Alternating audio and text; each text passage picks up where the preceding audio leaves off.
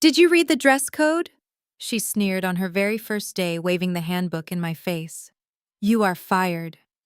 Down in the lobby, the $8 billion investor hugged me, ready to sign the merger of the decade he asked. I smiled. I am afraid not. She just fired me, so the deal is off. He turned to her eyes, absolute ice. You did what? I am Kendra, 34 years old, and a senior strategy executive. I spent my entire career building an empire for people who viewed me as disposable. Before I continue, let me know where you are watching from in the comments below. Hit like and subscribe if you have ever had to stand up to people who underestimated your worth. It was a Tuesday morning on the 40th floor of Caldwell Partners. The glass walls of the executive boardroom offered a panoramic view of the Manhattan skyline, but my focus was entirely on the thick stack of documents spread across the long mahogany table. Today was the culmination of 14 months of sleepless nights and precise financial modeling. We were hours away from closing an $8 billion merger with Thorne Industries. Maxwell Thorne, a self-made billionaire who notoriously despised corporate bureaucracy, was flying in specifically to sign the final papers with me. I was wearing a tailored cream pantsuit, a deliberate choice that projected both absolute confidence and approachability. I was reviewing the final asset allocation charts when the heavy glass doors swung open so violently they banged against the stoppers. In marched Gia Caldwell. She was 26 years old, fresh out of a business program her father had bought her way through, and today was her first day as executive vice president. She wore a hot pink designer dress, more appropriate for a nightclub than a financial firm. Following closely behind her were two men I trusted more than anyone. First was Jason, my fiancé of 2 years, a mid-level manager in my department. Next to him was Andre, my African-American brother-in-law, who married my sister Monica. Andre was a junior executive from a prominent political family in Atlanta, highly ambitious and constantly seeking ways to climb the corporate ladder at any cost. I barely had time to look up from my spreadsheets before Gia slammed a thick employee handbook directly onto the legal documents I was reviewing. The smack echoed sharply through the room. What exactly do you think you are wearing? She demanded, her voice shrill. I blinked, taken aback. I am wearing professional business attire, Gia. We have the Thorne merger signing in less than 2 hours. I need to finish reviewing these final clauses. Gia let out a loud, mocking laugh. Professional business attire, she repeated, looking me up and down with disgust. You look like a cheap secretary. This is Caldwell Partners. We represent wealth and power. Did you even read the dress code policy before deciding to show up looking like a complete embarrassment to my father's company? I stood up slowly, matching her chaotic energy with chilling calmness. I have worked at this firm for 10 years, Gia. My wardrobe has never been an issue for the clients who actually bring in the revenue. If you bother to check the financial history of this firm, instead of just memorizing your new title, you will see that I personally saved your father's company from total bankruptcy 5 years ago. When Caldwell Partners was drowning in toxic debt, I brought in the accounts that kept the lights on. I built the portfolio that allows you to stand here today, waving that handbook in my face. Gia's face turned a violent shade of red. How dare you speak to me like that, she screamed, pointing a perfectly manicured finger inches from my face. This is my father's company, which means it is my company. I am the heir to this empire, and I will not be disrespected by some arrogant employee who forgets her place. You think you are indispensable just because you talk to a few rich old men. You are nothing. You are fired. Get your things and get out of my building right now. She lunged forward and yanked my corporate security badge off the lapel of my jacket, snapping the fabric lanyard. I am stripping your access immediately, she announced, a triumphant smirk spreading across her face. Let us see how important you really are when you are standing on the sidewalk with absolutely nothing. The sheer absurdity of being fired by a 26-year-old nepotism hire on the day of the biggest merger in corporate history was staggering, but the true heartbreak was not coming from Gia.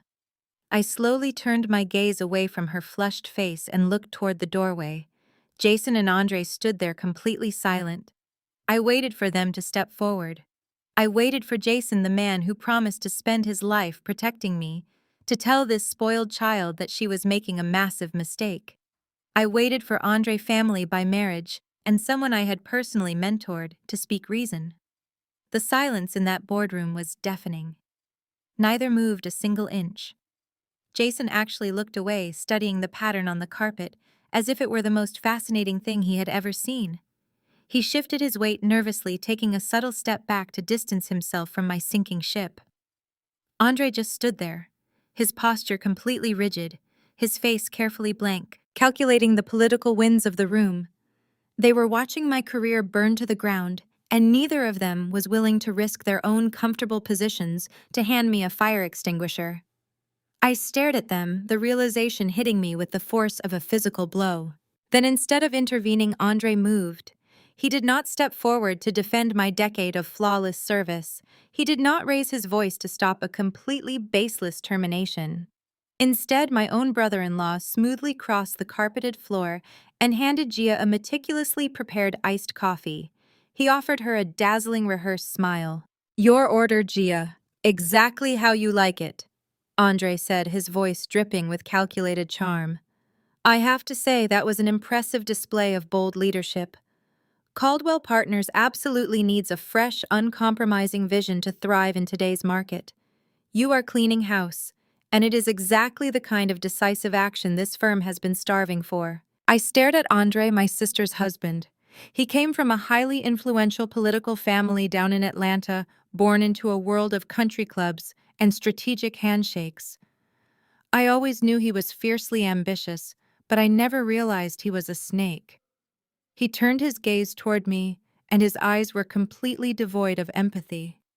He looked at me not as family, but as an obstacle he had just successfully bypassed. With Kendra stepping down, I am fully prepared to take over her entire portfolio immediately, Andre announced to Gia, gesturing vaguely toward the multi-billion-dollar merger documents still resting on the table.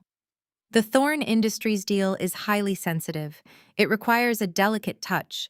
Frankly, our top-tier clients need a more socially adept representative anyway. They need someone who intuitively understands the nuances of high society networking rather than someone who just crunches numbers in a back room. I can manage Maxwell Thorne and ensure this merger closes smoothly under your new leadership. The sheer audacity of his statement was almost suffocating. Andre had never even spoken to Maxwell Thorne. He had zero experience managing a portfolio of that magnitude. He was using my termination as a stepping stone, trading my livelihood for favor with the CEO's spoiled daughter. I turned my attention to Jason, my fiancé, the man who had placed a diamond ring on my finger 2 years ago. The man who shared my bed, my home, my life. Surely he would put an end to this circus. I caught his eye for a fraction of a second, pleading silently for him to speak up. Jason quickly averted his gaze. He looked down at his expensive Italian leather shoes I had bought for him as a promotion gift. Then, in a move of pure, unadulterated cowardice, Jason physically took a step back. He shuffled behind Andre, using my brother-in-law's broad shoulders as a human shield. He was actively aligning himself with the new power dynamic in the room. He was choosing his mid-level management salary over the woman who had carried his dead weight for years. Jason was a mediocre strategist, at best someone who rode my coattails to every minor success he ever had. Now faced with a mildly threatening situation, he was willing to watch me burn so he could stay warm. 2 large security guards in dark suits marched into the boardroom. They looked uncomfortable recognizing me as the executive who ran the floor, but they had their orders. Gia pointed a manicured finger in my direction, her pink acrylic nails flashing under the harsh fluorescent lights. "Escort her off the premises immediately," Gia snapped, practically vibrating with power-hungry excitement. "Make sure she does not touch any company files or steal any intellectual property on her way out. She is officially a security risk." I did not scream. I did not throw a tantrum or beg for my job. Begging implies that you value the person you are pleading with, and I had absolutely no respect left for anyone in that room. I smoothly picked up my designer handbag from the leather chair. I looked at Gia with a cold, unblinking stare that made her momentarily falter. Then I looked at Andre, who offered a smug, victorious little nod. Finally, I looked at the top of Jason's head, still cowardly tucked behind my brother-in-law. I turned on my heel and walked out of the boardroom. The security guards flanked me, but I led the pace. I kept my spine completely straight and my chin parallel to the floor. Dozens of junior analysts and associates peered out from their glass cubicles, their faces pale with shock, as they watched their top executive being marched toward the elevators like a common criminal. The entire floor had gone deathly silent. They all knew that without my client roster, their year-end bonuses were going to be non-existent. I reached the elevator bank and pressed the down button. The heavy steel doors slid open with a soft chime. I stepped inside the mahogany-paneled cab, and the security guards remained in the hallway, watching me as the doors slowly closed. The moment the metal panels sealed shut, isolating me in the quiet descending box, my phone vibrated in my pocket. I pulled it out, expecting an urgent client email. Instead, it was a text from Jason. I stared at the screen as the elevator rapidly dropped toward the ground floor. The words illuminated in the harsh light of the screen felt like a physical knife twisting in my ribs. Gia just promoted me to director on Andre's recommendation, the message read. I can't have a fired liability dragging me down. The wedding is off. I'm moving my stuff out tonight. A fired liability. That was how my fiancé saw me. 10 years of building a career crushed by a jealous heiress. 2 years of building a relationship erased by a single text message. And a supposed family bond discarded by a brother-in-law eager for a corner office. The elevator continued its rapid, steady descent.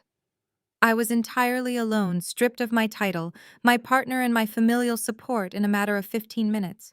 But as the digital numbers above the door ticked downward, the initial shock began to evaporate. The cold numbness in my chest was rapidly being replaced by an entirely different sensation. It was not sorrow, and it was certainly not defeat. It was a sharp, calculating fury. Jason thought I was a liability. Andre thought he could steal my client. Gia actually thought she owned the empire I built. They were all incredibly foolish. They had just thrown a match into a powder keg, unaware I held the detonator. The elevator reached the ground floor with a soft ding.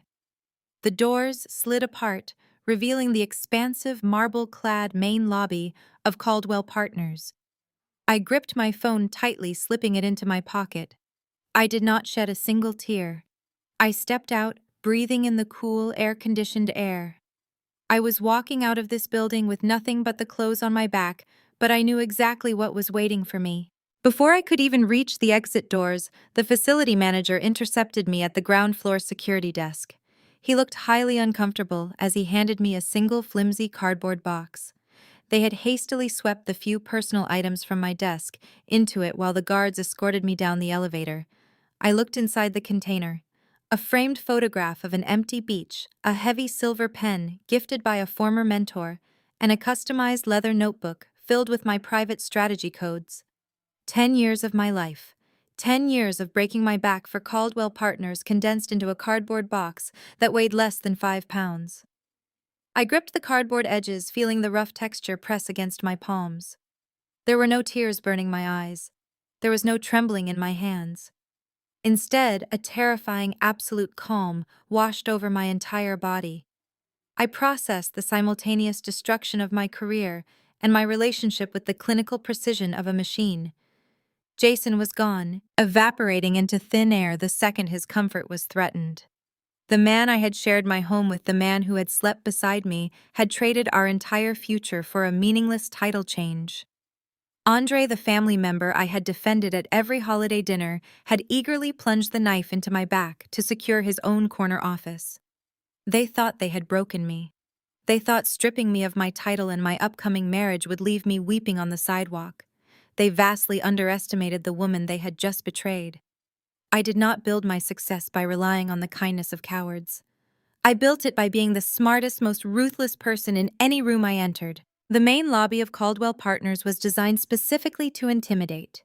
It featured soaring 30-foot ceilings, highly polished Italian marble floors, and massive stone pillars that echoed with the sharp click of expensive shoes. Usually, I walked through this space with a phone pressed to my ear, dictating terms that moved millions of dollars across international borders. Today, I was standing near the security turnstiles, a discarded asset holding a cardboard box. A few passing employees caught my eye. They quickly looked away, dropping their gazes to their phones, or suddenly becoming very interested in the floor tiles. I could hear the hushed whispers echoing off the marble walls. Assistants and junior analysts were trading urgent text messages, watching my downfall like a live theater performance. The gossip was already spreading through the corporate messaging system like wildfire. The mighty Kendra had been ousted by the CEO's reckless daughter. I watched their nervous reactions, completely understanding their fear. In a corporate environment driven heavily by nepotism, loyalty was a dangerous and expensive commodity.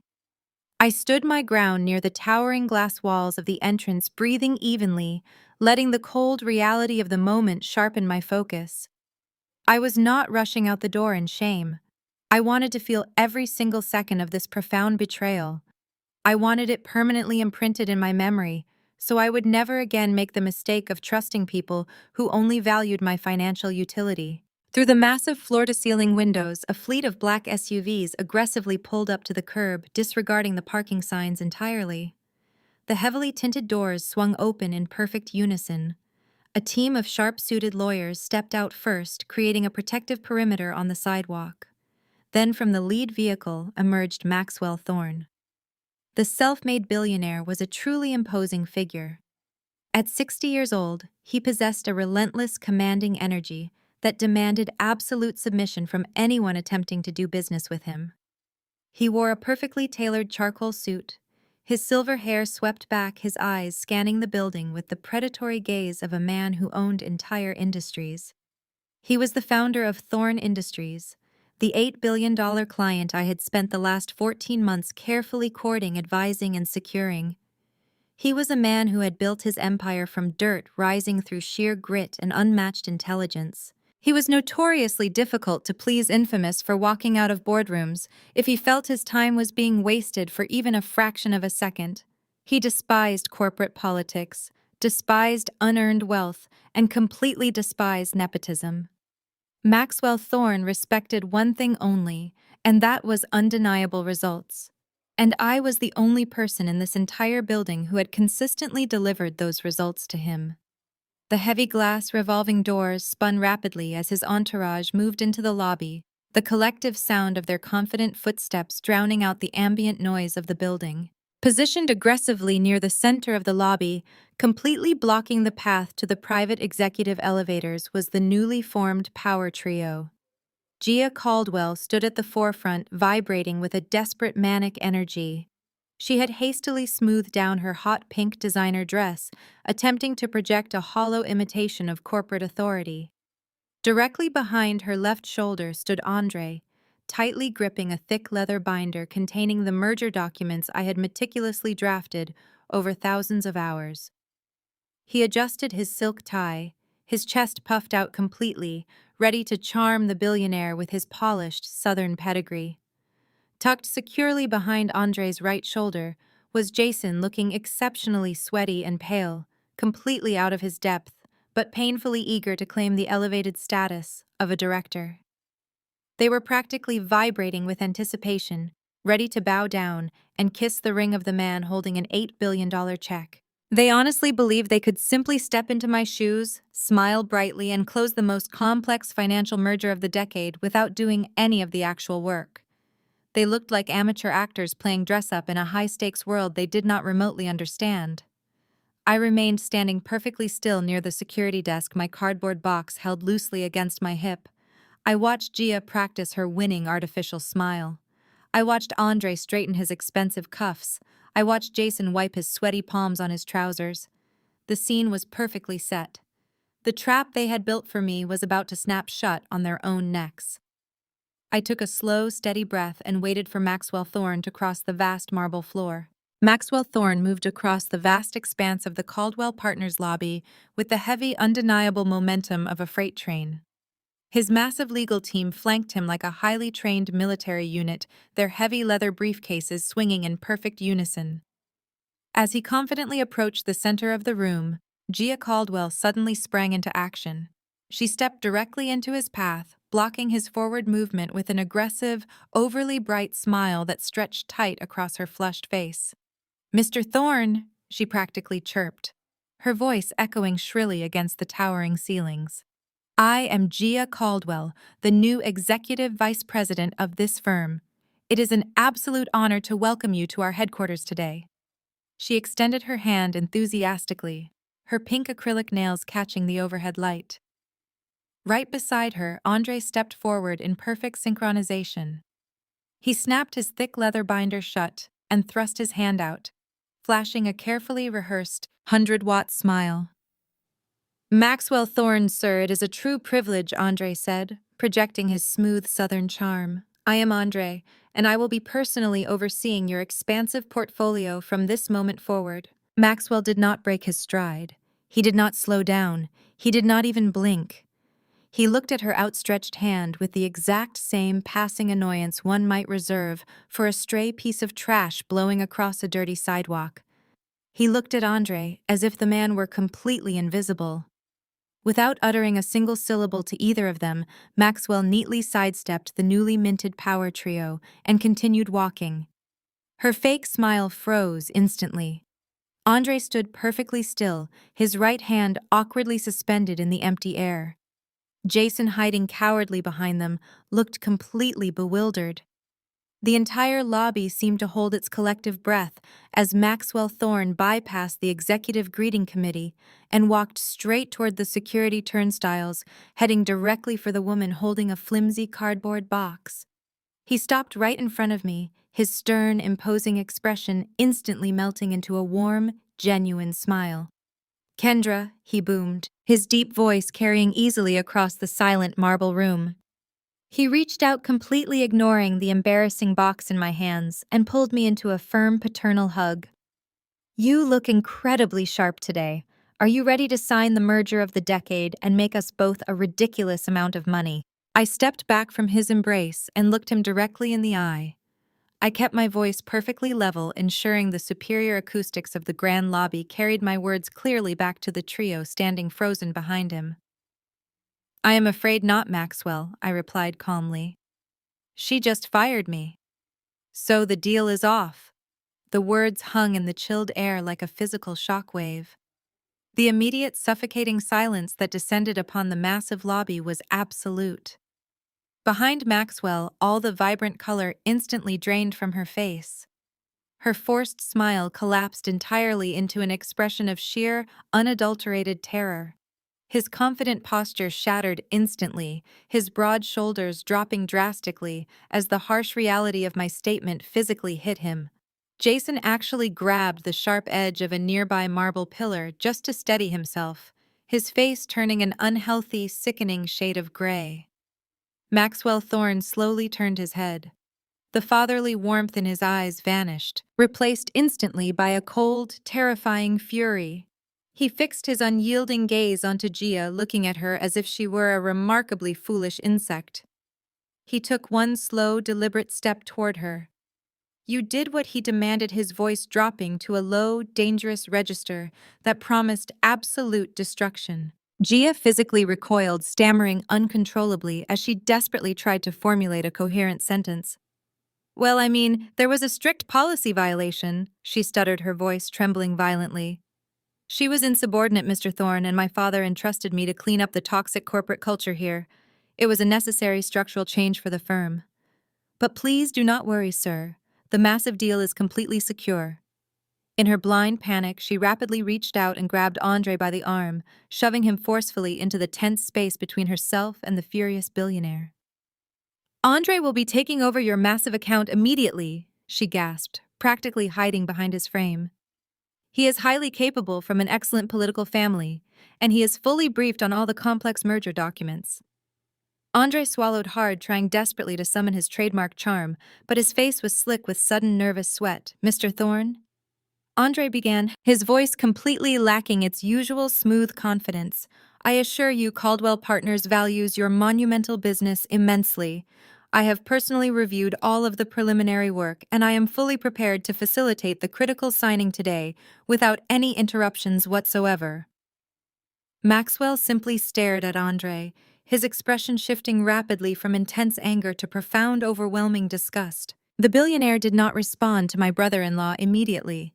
He just stared at the thick leather binder Andre was holding, the very binder containing my original work, my customized strategy, and my absolute dedication. Do you genuinely believe Maxwell began his tone remarkably soft, but laced with pure, undeniable venom? That an $8 billion corporate merger is something you can just pick up and read like a comic book? You think because you flipped through some printed pages, you understand the complex financial intricacies I spent a rigorous year developing exclusively with Kendra. Andre opened his mouth to speak, but Maxwell brutally cut him off with a sharp, dismissive wave of his heavy hand. Do not insult my intelligence, boy. I do not do any business with Caldwell Partners. I do business with Kendra. You are literally nothing but an empty suit playing pretend in a dangerous high-stakes world. Jason took another pathetic step backward, desperately pressing his back against the cold marble pillar to remain completely unnoticed. Gia let out a tiny squeak. I just watched them crumble entirely. Hand me that binder, Maxwell ordered, his deep voice echoing sharply off the cold marble walls. Andre hesitated for a fraction of a second, his polished southern facade completely dissolving into raw panic. He looked at Gia for permission, but she was entirely paralyzed by fear, her eyes wide and staring blankly at the furious billionaire. Give it to me right now before I buy this entire building just to legally throw you out the front door, Maxwell commanded. Andre practically shoved the heavy leather binder into Maxwell's outstretched hand, his fingers trembling. The billionaire snatched it away, his jaw set in a rigid line of absolute contempt. He opened the thick leather cover, glancing briefly at the top page where my signature was required. He let out a harsh, humorless laugh that sent a visible shiver down Gia's spine. You actually thought you could just swap names on a piece of paper and inherit an empire, Maxwell said softly. He gripped the thick stack of premium documents with both of his massive hands. With a sudden violent motion, Maxwell Thorne ripped the multi-billion-dollar contract right down the middle. The sound of the thick, expensive parchment tearing echoed through the silent lobby like a gunshot. Gia let out a loud gasp, her hands flying up to cover her mouth. Andre physically recoiled as if he had been struck across the face. Jason remained plastered against the stone pillar, his eyes bulging in absolute horror. Maxwell did not stop there. He stacked the torn halves together and ripped them again, reducing months of meticulous legal work and financial strategy to completely useless confetti. He tossed the shredded pieces of paper directly onto the polished floor at Gia's feet. The pages scattered across the marble, a stark visual representation of her ruined career before it had even officially begun. Hear me very clearly. Maxwell projected his voice, ensuring that every single employee, security guard, and passing executive in the expansive lobby heard his exact words. Caldwell Partners is nothing but a sinking ship. It is a pathetic, rotting structure built entirely on nepotism, arrogance, and profound incompetence. You people operate under the delusion that your family name carries weight in the real world. Let me educate you right now. Your name is absolutely worthless. The only reason my capital was ever going to flow into this mediocre firm was because of Kendra. She was the singular asset you possessed. She was the only person in this entire building with the intellect, the drive, and the strategic vision necessary to handle Thorne Industries. And in your infinite, blinding stupidity, you just threw her out on the street over a dress code. The entire lobby remained completely frozen. Dozens of employees who had stopped to watch my exit were now witnessing the total annihilation of their company's future. The silence was so absolute you could hear the soft flutter of the torn contract pieces settling on the floor. Gia was trembling violently, tears of pure humiliation threatening to spill over her heavily applied makeup. She tried to speak, to offer some kind of desperate apology or justification, but no words came out. Her throat worked uselessly. Andre stared at the shredded paper on the floor, his grand political ambitions and dreams of a corner office completely destroyed in less than 3 minutes. The reality of his colossal mistake was crashing down on him. He had attached his cart to a dying horse. Jason looked physically ill, realizing his new director title was tied to a company that just lost its biggest lifeline. Maxwell turned his back on the ruined executives, dismissing them entirely from his reality. He looked over at his lead attorney, a tall woman holding a sleek metal briefcase. "We are done here," Maxwell stated firmly. "Call the board of directors.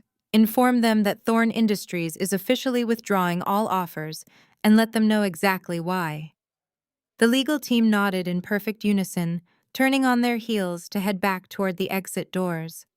They moved with absolute efficiency, leaving the chaos behind them.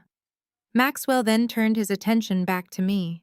His expression softened instantly, returning to the warm, respectful demeanor he always showed me. He looked at the flimsy cardboard box in my hands and let out a gentle sigh. "Allow me to escort you out of this miserable place, Kendra," he said softly. He formally offered me his arm, his tailored suit sleeve presenting a stark contrast to the chaotic destruction he had just unleashed behind him. I shifted my cardboard box slightly to balance it against my hip and placed my free hand resting gently on his forearm. "Thank you, Maxwell," I replied, my voice steady and clear. Together we walked slowly across the grand lobby. We did not rush. We moved with the calm, measured pace of people who had just won a war without taking a single casualty. I kept my head held high, looking straight ahead at the revolving glass doors and the bright city sunlight pouring through them. I did not look back at the people who had betrayed me. Behind us, the scene was one of complete and utter devastation. Gia Caldwell was softly sobbing, entirely humiliated in front of her entire staff on her very first day as an executive. Andre was frantically dialing his phone, desperately trying to call his wealthy parents to figure out how to salvage his ruined reputation in the financial sector. Jason remained frozen against his pillar, realizing that he had just sacrificed his upcoming marriage to an incredibly successful woman for a meaningless promotion at a company that was now financially doomed. They were trapped in the toxic wasteland they had created for themselves, surrounded by the glaring eyes of the employees they had just doomed. The security guards practically rushed to open the heavy doors for us. I stepped into the warm city air, completely free and ready for what is next. The heavy glass doors closed behind us, cutting off the suffocating atmosphere of Caldwell Partners. A sleek black Maybach was idling at the curb, its rear door already held open by a uniformed driver. Maxwell guided me toward the vehicle with a reassuring hand on my shoulder. I slid onto the plush leather seat, resting my cardboard box on the floorboard. As the heavy door shut, sealing us in absolute quiet, absolute chaos was erupting exactly 40 floors above us. Inside the corner office of the executive suite, Richard Caldwell, the CEO, and Gia's father was staring at his ringing phone in sheer disbelief. Word of the shredded contract had reached the boardroom before Gia even made it back to the elevators. The firm's stock was already experiencing pre-market turbulence just from the leaked rumors of Thorne's exit. Richard slammed his fist onto his desk just as Gia, Andre, and Jason stumbled into his office. Gia was hyperventilating, her carefully applied makeup ruined by streaks of mascara. Before her father could even demand an explanation, she launched into a desperate, frantic defense. She claimed my insubordination was an incredibly massive legal liability. She screamed that I had insulted her authority in front of the entire staff and that terminating me was the only way to protect the firm's structural integrity. Richard was not a fool. He knew my numbers and he knew the $8 billion deal was the only thing keeping the firm solvent. He turned his furious gaze to Andre, demanding to know how the transition plan had failed so catastrophically. Andre, realizing instantly that the golden goose was dead and his own neck was on the chopping block, did not hesitate for a single second. He smoothly manipulated the entire narrative, completely erasing his own direct involvement. Andre stepped forward, his face a mask of deep professional concern, and pointed a steady finger directly at Jason. He threw my former fiancé entirely under the bus. Andre claimed that Jason had aggressively pushed for my termination behind closed doors, alleging that Jason had promised he could easily manage the Thorn account himself. Andre painted a vivid picture of Jason as a jealous, incompetent partner who had fed Gia false information about my performance just to steal my job.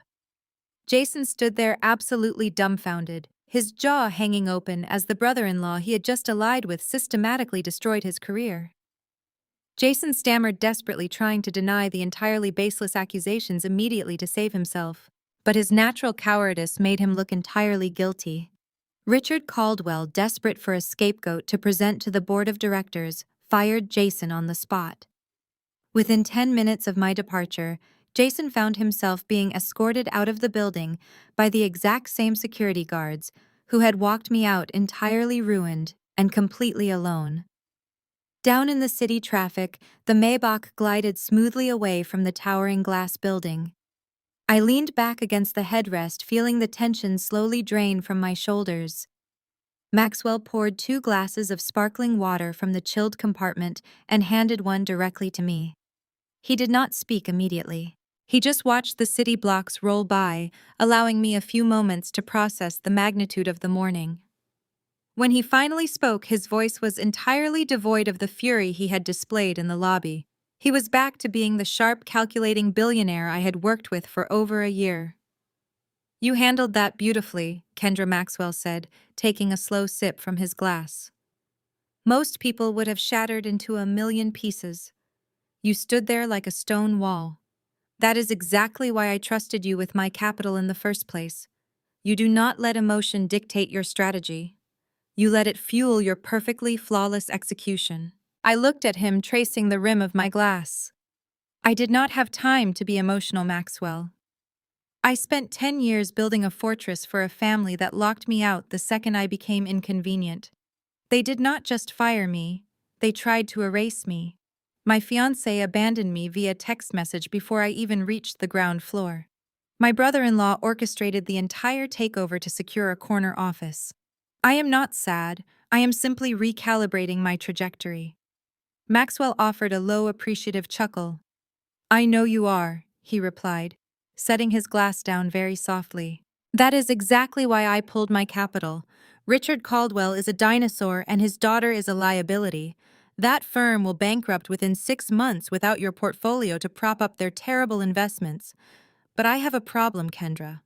I have $8 billion in liquid assets that need to be deployed aggressively by the end of the fiscal quarter, and the only strategist I trust is currently unemployed and sitting in my car with a cardboard box."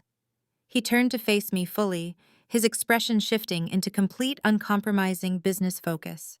"I am opening a new private equity fund under the massive Thorn Industries umbrella," he then stated to me very clearly. "It will operate completely independently. We will target aggressive acquisitions, distressed assets, and corporate takeovers. I need a managing director who knows how to spot weakness and exploit it without hesitation. I want you to run the fund. You will have full autonomy, unlimited resources, and an initial compensation package that triples whatever miserable salary Caldwell was paying you, plus a 20% cut of the carried interest on every single deal you close." I stared at him, my mind rapidly calculating the sheer scale of the power he was handing me. This was not just a job offer. This was a fully funded weapon. This was the exact capital I needed. I needed to launch a silent, devastating financial war against every single person who had betrayed me. I looked at the cardboard box resting on the floor. It contained the remnants of my past life. I looked back at Maxwell Thorn, a man who recognized my absolute value without question. I smiled. "I accept your offer, Maxwell," I said, my voice completely steady and cold. "But I have one specific condition for you. When we start acquiring distressed assets, I get to choose our absolute first target." Maxwell smiled, a predatory gleam flashing in his eyes. He raised his glass in a silent toast. "Caldwell Partners will not even see us coming," he replied, clinking his heavy crystal glass gently against mine right now. The Maybach dropped me off outside my downtown apartment complex where I quietly packed a week of clothes into a single suitcase. By late evening, the pleasant hum of the city had transformed into a raging storm. Heavy slate-gray clouds hung low over the suburbs, unleashing a torrential downpour that blurred the windshield wipers into a frantic, useless rhythm. I gripped the steering wheel of my sedan, my knuckles turning white as I navigated the flooded streets. My mind was still reeling from the devastating text message Jason had sent earlier that afternoon. The man I had shared an apartment with for 2 years had erased our entire future without a single phone call, trading our relationship for a director title at a dying company. I needed a brief moment of grounding. I needed a sanctuary, a place where I could find a shred of familial comfort amidst the complete destruction of my personal and professional life.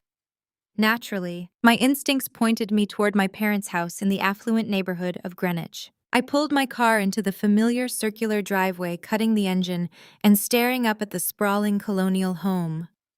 The house glowed warmly against the dark, stormy night, its manicured lawn and classic white pillars looking just as they had throughout my entire childhood.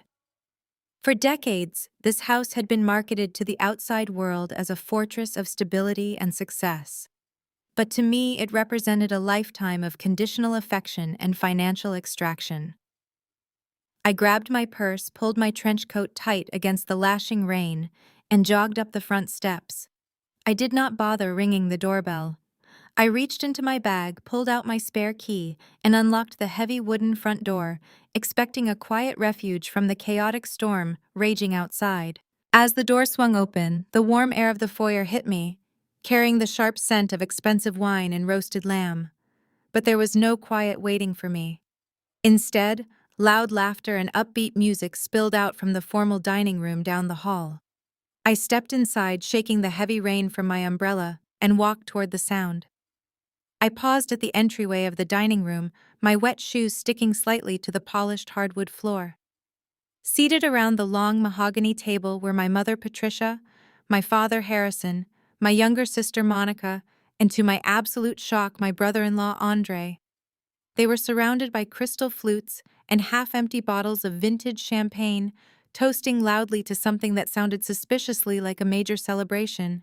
Patricia looked up first, her eyes locking onto mine. The warm, welcoming smile she usually wore for guests vanished instantly, replaced by a tight, judgmental frown. She looked me up and down, taking in my wet hair, my damp trench coat, and the exhaustion etched deep into my face. "Kendra," she said, her voice dripping with irritation. "Look at you. You are tracking rainwater all over the expensive Persian rug. Did you lose your mind driving out in a storm like this without calling first?" Harrison barely glanced up from his champagne glass, merely offering a dismissive grunt. Monica giggled, leaning back in her chair with a designer silk scarf draped loosely around her neck. Andre sat right beside her, wearing an expensive tailored jacket, looking entirely at home at the head of the table. I stood there in the doorway, the physical chill of the rain still clinging to my skin, while my own family treated my arrival like an inconvenient intrusion. I had driven through a dangerous downpour, seeking a safe harbor, completely forgetting that the storm inside this house was always much worse than the one outside. For the last 3 years, I had quietly shouldered 70% of my parents' monthly mortgage payments. Every single month without fail, a direct wire transfer left my corporate account to keep this sprawling roof over their heads. My father had retired early to dabble in unprofitable investments, and my mother refused to scale back her country club lifestyle. Whenever they faced a shortfall, they called me. They framed it as giving back to the people who raised me, a sacred familial duty I was obligated to fulfill. I never complained. I simply paid the bills, believing that my financial sacrifices were buying stability for the people I loved. Meanwhile, that exact same financial safety net was never extended equally. While I worked 80-hour weeks closing multi-billion-dollar deals, my parents constantly funneled their own remaining cash and free time into funding Monica and Andre's lavish lifestyle. Monica had never held a real job in her life, spending her days shopping in the city and posting curated luxury content online, entirely funded by our parents' soft spots and my silent subsidies. Andre, despite his prominent political family background in Atlanta, lived way beyond his means, constantly chasing high-risk business ventures and elite social circles. Whenever Monica needed a new luxury handbag or Andre needed capital for a speculative investment, my parents found the money often borrowing against their own equity or leaning heavily on the financial cushion I provided. I was their personal ATM, valued solely for my balance sheet. While Monica and Andre were the golden children, showered with unconditional praise and financial indulgence, the silence stretched uncomfortably across the dining room table as I stood dripping on the rug. Patricia sighed dramatically, setting her crystal flute down with a sharp clink. "Well, do not just stand there like a ghost." "Kendra," my mother snapped, breaking the silence. "If you are here to join us for dinner, you will need to go upstairs and change into something appropriate. You look an absolute mess." I stared at her, the exhaustion in my chest suddenly crystallizing into a cold, heavy realization. I had just lost my career, my fiancé, and my entire professional identity in a single afternoon, and my own mother cared more about a wet rug than my well-being. I walked slowly into the dining room, pulling out an empty chair, and sat down at the table. I looked around the room at the expensive food, the champagne, and the glowing faces of the people I had financially sustained for years. I needed to see just how deep the betrayal went. I sat at the polished mahogany table, ignoring the puddle of rainwater slowly forming around my boots on my mother's expensive rug. The clinking of crystal glasses had stopped the moment I entered, but the smug, self-satisfied energy in the room remained incredibly thick. Harrison finally put down his champagne flute and cleared his throat loudly. "We were having a private family celebration, Kendra," he announced, adjusting his expensive reading glasses. "Since you decided to barge in uninvited, you might as well congratulate your brother-in-law." "Congratulate him for what exactly?" I asked, my voice dangerously even. I folded my hands on the table, looking directly at Andre. Andre had the audacity to flash me a sympathetic, entirely fake smile. He reached over and placed his hand affectionately over Monica's hand. "Well," Andre started puffing out his chest under his tailored jacket, "it has been a wildly unpredictable day at the firm. I know you had a difficult morning with the new executive vice president, but the company has to move forward. Gia Caldwell recognized my potential and my ability to navigate high-stakes environments. She officially promoted me to Senior Director of Strategy this afternoon." Monica squeezed his hand tightly, beaming with immense pride. "And that is not even the best part," my sister chimed in, tossing her perfectly styled hair over her shoulder. "Andre is taking over the entire Thorne Industries account. He is going to be the lead executive on the $8 billion merger. Can you even imagine the commission on a deal that size? We are already looking at vacation homes in Aspen to celebrate." I stared at them. I looked at Monica, who was excitedly planning a luxury vacation funded by the exact client I had spent 14 sleepless months securing. I looked at Andre, who was sitting at my parents' dining table drinking their expensive champagne, actively bragging about stealing my livelihood. Then I looked at my mother. Patricia was positively glowing. She raised her glass toward Andre. To Andre, she declared proudly, "A true visionary who understands how to build a legacy. We always knew your Atlanta pedigree would take you straight to the top of the corporate ladder. You are the son we always wanted, and you are providing such a beautiful, secure life for our precious Monica." My father nodded in enthusiastic agreement. "It takes a certain kind of finesse to handle billionaires," Harrison added, cutting a piece of roasted lamb. "You need a refined background. You cannot just bully your way through negotiations like a bull in a china shop. Frankly, Kendra, your aggressive approach was always going to backfire eventually. You should take notes from Andre on how to manage these delicate corporate relationships with grace." The sheer delusion in the room was almost suffocating. They were sitting in a house I paid for, eating food I subsidized, while celebrating the man who helped orchestrate my professional assassination. I did not scream. I did not flip the table. I simply leaned back in my chair and let out a short, cold laugh. The sound cut through the warm, celebratory atmosphere like a razor blade. The smiles around the table instantly vanished. Patricia slammed her fork down onto her porcelain plate. "What on earth is so funny, Kendra?" she demanded, her face flushing with sudden anger. "Your brother-in-law achieves a monumental career milestone, something you clearly failed to maintain, and you sit there laughing like a bitter child. Have you absolutely no shame?" "I am not laughing out of bitterness, Mother," I replied, my voice dropping to a low carrying register. "I am laughing because you are all celebrating a ghost." I turned my gaze back to Andre, watching the fake confidence slowly start to melt off his face. "Did you actually tell them what happened in the lobby, Andre? Did you tell them about your delicate, refined interaction with Maxwell Thorne?" Andre swallowed hard, his Adam's apple bobbing nervously. The color began to drain from his cheeks. "It was just a minor scheduling conflict," Andre stammered, quickly refusing to meet my eyes. "Mr. Thorne was just surprised by the sudden transition. It will be smoothed over by tomorrow morning." I shook my head slowly. "A minor scheduling conflict. Is that what you are calling the complete destruction of your firm?" I looked at my parents, who were now staring back and forth between Andre and me in confusion. "Let me tell you exactly what happened today," I said clearly. "Gia Caldwell fired me. Andre and Jason stood by and did absolutely nothing. Then they boldly marched down to the lobby to introduce themselves to Maxwell Thorne. And do you know what the billionaire did? He completely ignored your refined, visionary son-in-law. He took the merger contract, the one I spent a year drafting, and he ripped it into shreds right in front of the entire company." Monica gasped loudly, her hand flying to her chest. Patricia turned entirely pale. "What are you talking about?" my mother whispered. I leaned forward, resting my arms on the table. "The $8 billion deal is gone. Maxwell Thorne pulled all of his capital. He publicly announced that Caldwell Partners is a sinking ship of nepotism and incompetence. The firm is financially doomed. They will be bankrupt in months. Your golden boy here did not secure a legacy. He secured a corner office on the Titanic. And Jason, my supposed fiancé, was fired 10 minutes later." The dining room descended into a heavy, suffocating silence.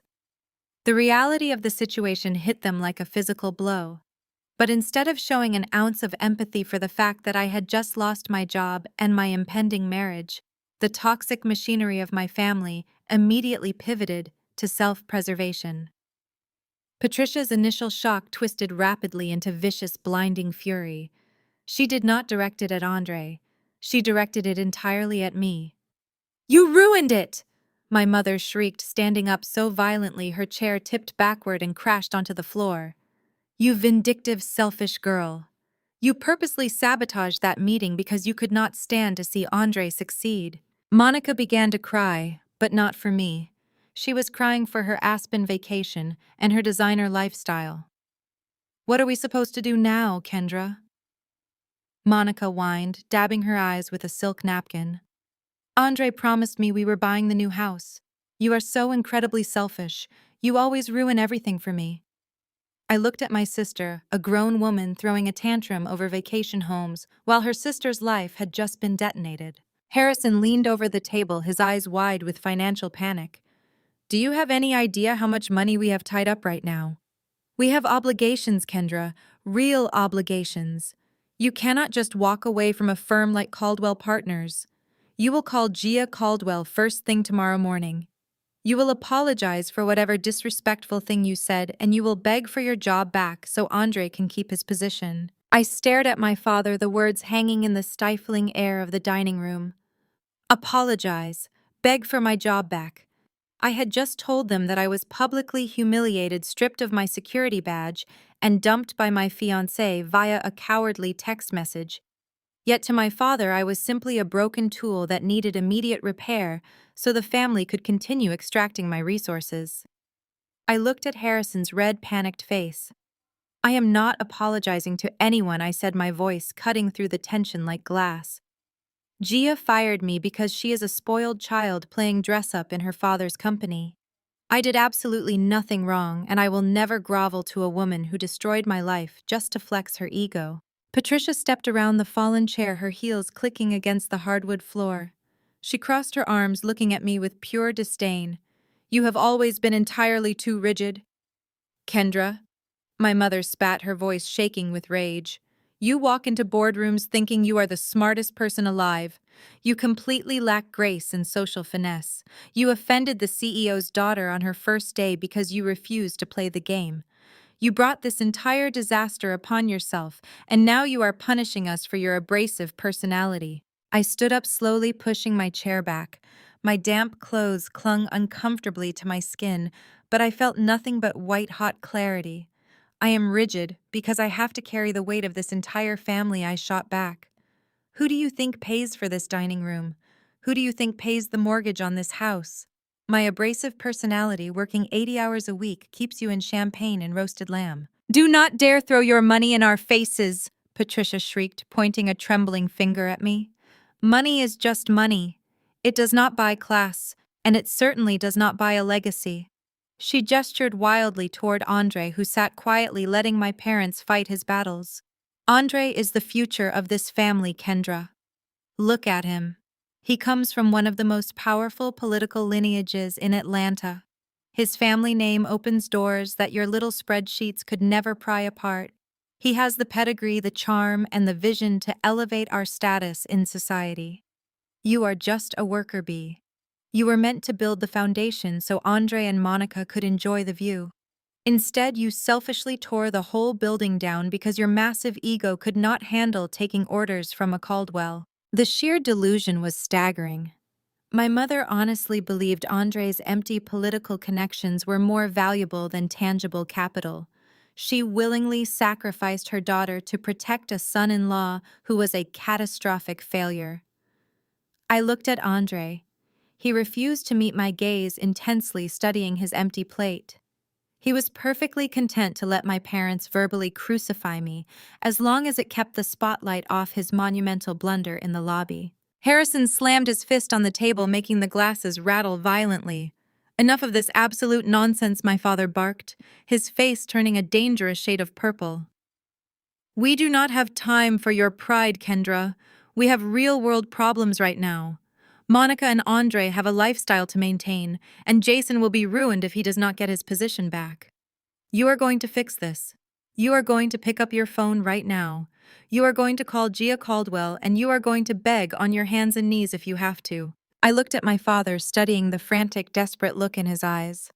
There was something else there, something darker than just losing his favorite son-in-law's imaginary promotion. He looked like a man standing on the edge of a financial cliff, terrified of the impending drop. You want me to beg for Jason? I asked, my tone deadly quiet. The man who texted me to cancel our wedding because I was a liability to his career. You want me to beg for Andre, the man who actively tried to steal my $8 billion client while my security badge was still warm. They are your family! Harrison roared, completely ignoring the horrific betrayal I had just outlined. You have an obligation to us. You do not get to just walk away and let the rest of us drown. You will call the firm tomorrow morning. You will apologize to Gia, smooth things over with Maxwell Thorne, and restore Andre and Jason to their positions. If you must take a pay cut to make it happen, you will do it. That is what family does. I stared at the four of them, my mother practically vibrating with narcissistic rage, my father demanding I sacrifice my dignity to save his precarious social standing, my sister crying over a vacation she did not earn, and my brother-in-law the cowardly architect of this entire disaster. I felt a strange, cold peace settle heavily over my chest. For 34 years, I had desperately tried to earn their love through financial devotion and unwavering loyalty. In one single afternoon, the truth had finally been dragged out into the light. They did not love me. They never loved me. I was nothing but a highly efficient utility, and the moment my power was cut, I was immediately discarded. I reached into my pocket and pulled out my car keys. The metal jingled softly in the tense, silent room. I am never calling Gia Caldwell, I stated, my voice completely devoid of emotion. I am never stepping foot in that firm again. I will not lift a single finger to save Jason, and I will absolutely watch Andre crash and burn with a smile on my face. You chose your visionary, now you can let his political lineage pay your bills. The silence only lasted for a fraction of a second before the eruption occurred. Harrison's face morphed from a flushed purple into a terrifying mask of unrestrained fury. He lunged across the space between us, his large hands aggressively grabbing the wet fabric of my trench coat. He yanked me forcefully toward the entryway, his fingers digging painfully into my shoulders. Patricia followed closely behind us, her face twisted into a vicious sneer. "Get out of my house!" Harrison roared, his voice echoing. "If you are going to act like an ungrateful, selfish child who refuses to protect her own blood, then you do not belong under this roof." I did not fight him. I let him drag me toward the wooden door. The sheer absurdity of the situation stripped away any lingering desire to resist. I was the one paying for the roof he was kicking me out from under, but logic had abandoned this family. Patricia stepped in front of Harrison, reaching out to rip the spare key from my trembling hand. "You have lost your mind, Kendra." My mother spat, her eyes flashing with pure malice. "You are throwing away everything we have built just to satisfy your massive ego. We are completely done with you.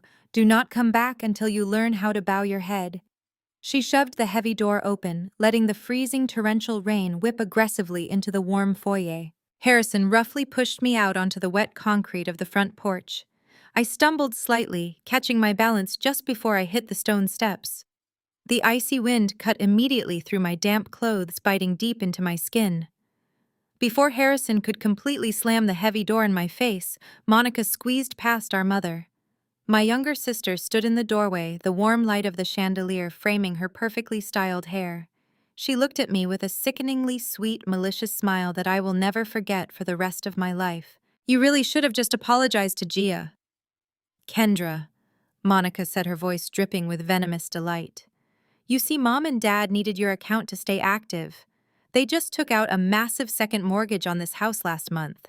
They gave all the cash to Andre so he could fund his new crypto and luxury real estate venture down in Atlanta. It is highly leveraged. Without your corporate salary, subsidizing the monthly payments, the bank is going to take this house in less than 90 days. You really ruined it for yourself." The heavy oak door slammed shut with a deafening thud, followed immediately by the sharp metallic click of the deadbolt sliding into place.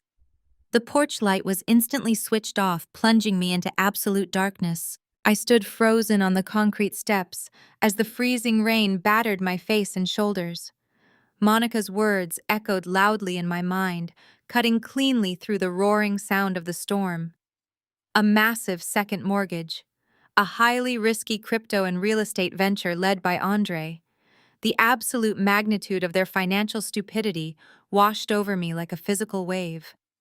They had not just bet on Andre's imaginary political pedigree. They had literally bet the entire house on it.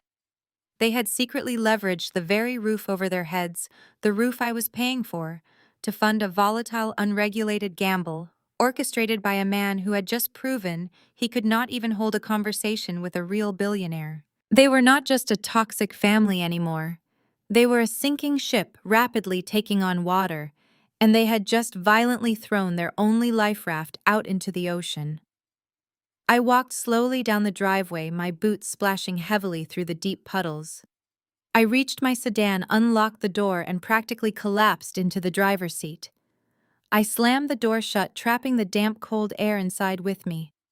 I turned the key in the ignition, blasting the heater on full power, and wrapped my trembling arms tightly around my chest. I sat there in the dimly lit car, watching the rain violently pound against the windshield.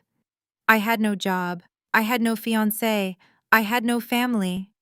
But as the warmth from the car heater slowly began to thaw my freezing skin, a deep, profound sense of liberation began to take root in my chest. I was entirely dead to my family, which meant I was finally free from their parasitic grip. I no longer had to subsidize my parents' delusions. I no longer had to fund Monica's designer wardrobe. I no longer had to pretend that Jason was an equal partner.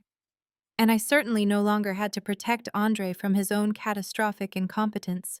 The financial ties were completely severed. They had foolishly anchored themselves to a dying company and a fraudulent investment scheme entirely unaware that the market was about to crash directly on their heads. I leaned my head back against the seat, pulling my phone from my damp pocket. I opened my encrypted email application and began drafting a message to Maxwell Thorne. I had accepted his offer in the Maybach, but now I had a highly specific target in mind. I did not just want to build a new private equity fund. I wanted to systematically dismantle Caldwell Partners, and I wanted to quietly purchase the bad debt of my parents' home when the bank inevitably foreclosed on it. I spent the night sleeping in my car parked behind a brightly lit gas station. I was cold, exhausted, and wearing damp clothes. But as the sun began to slowly rise over the city skyline, painting the heavy clouds in shades of pale gold, my mind was sharper than it had ever been. They threw me out into the cold because they thought I was powerless. They were about to discover exactly what happens when the woman who built the empire decides to completely burn it down. 6 months evaporated in a blur of private jets, midnight strategy sessions, and the exhilarating thrill of corporate warfare. The transition from the freezing damp driver's seat of my sedan to the sprawling penthouse suite of Thorne Capital Operations felt less like a career shift and more like a hostile takeover of my own destiny. Maxwell Thorne had not just hired an executive, he had successfully weaponized me. He handed me an unrestricted operational budget, a dedicated team of 50 ruthless financial analysts, and a corner office with floor-to-ceiling glass overlooking the Manhattan skyline. But the most valuable asset he provided was absolute, unquestioned autonomy. I was no longer a worker bee desperately building a fragile foundation for an ungrateful family. I was a designated apex predator in a bespoke tailored suit, and my absolute favorite hunting ground was the rapidly crumbling empire of Caldwell Partners. Every morning I arrived at my pristine marble desk before dawn, fueled by a potent mixture of dark roast coffee and cold, calculated vengeance. The strategy I deployed was not driven by brute force. It was an exercise in surgical, agonizing precision. I knew every single vulnerability, every hidden clause, and every structural weakness embedded deep within the Caldwell client portfolios because I was the exact architect who had originally built them. I did not need to break any laws or violate any non-compete agreements. I simply waited for Gia Caldwell to inevitably offend her remaining legacy clients with her breathtaking arrogance, and then I elegantly swept in to offer them a secure, highly profitable lifeboat. The first major casualty was the Sterling Logistics account. Gia had boldly attempted to force their aging board of directors into a highly aggressive tech acquisition they explicitly did not want. I scheduled a discreet dinner with their CEO at an exclusive underground club in Tribeca. By the time the dessert and check arrived, I had legally transferred their entire $400 million asset management portfolio over to Thorne Capital. That initial victory triggered a catastrophic avalanche for my former employer. Over the next several weeks, my days became a rapid-fire sequence of high-stakes business maneuvers. I poached the Horizon Healthcare merger right out from under Jason's nose, strategically leveraging his well-documented inability to comprehend complex regulatory compliance laws.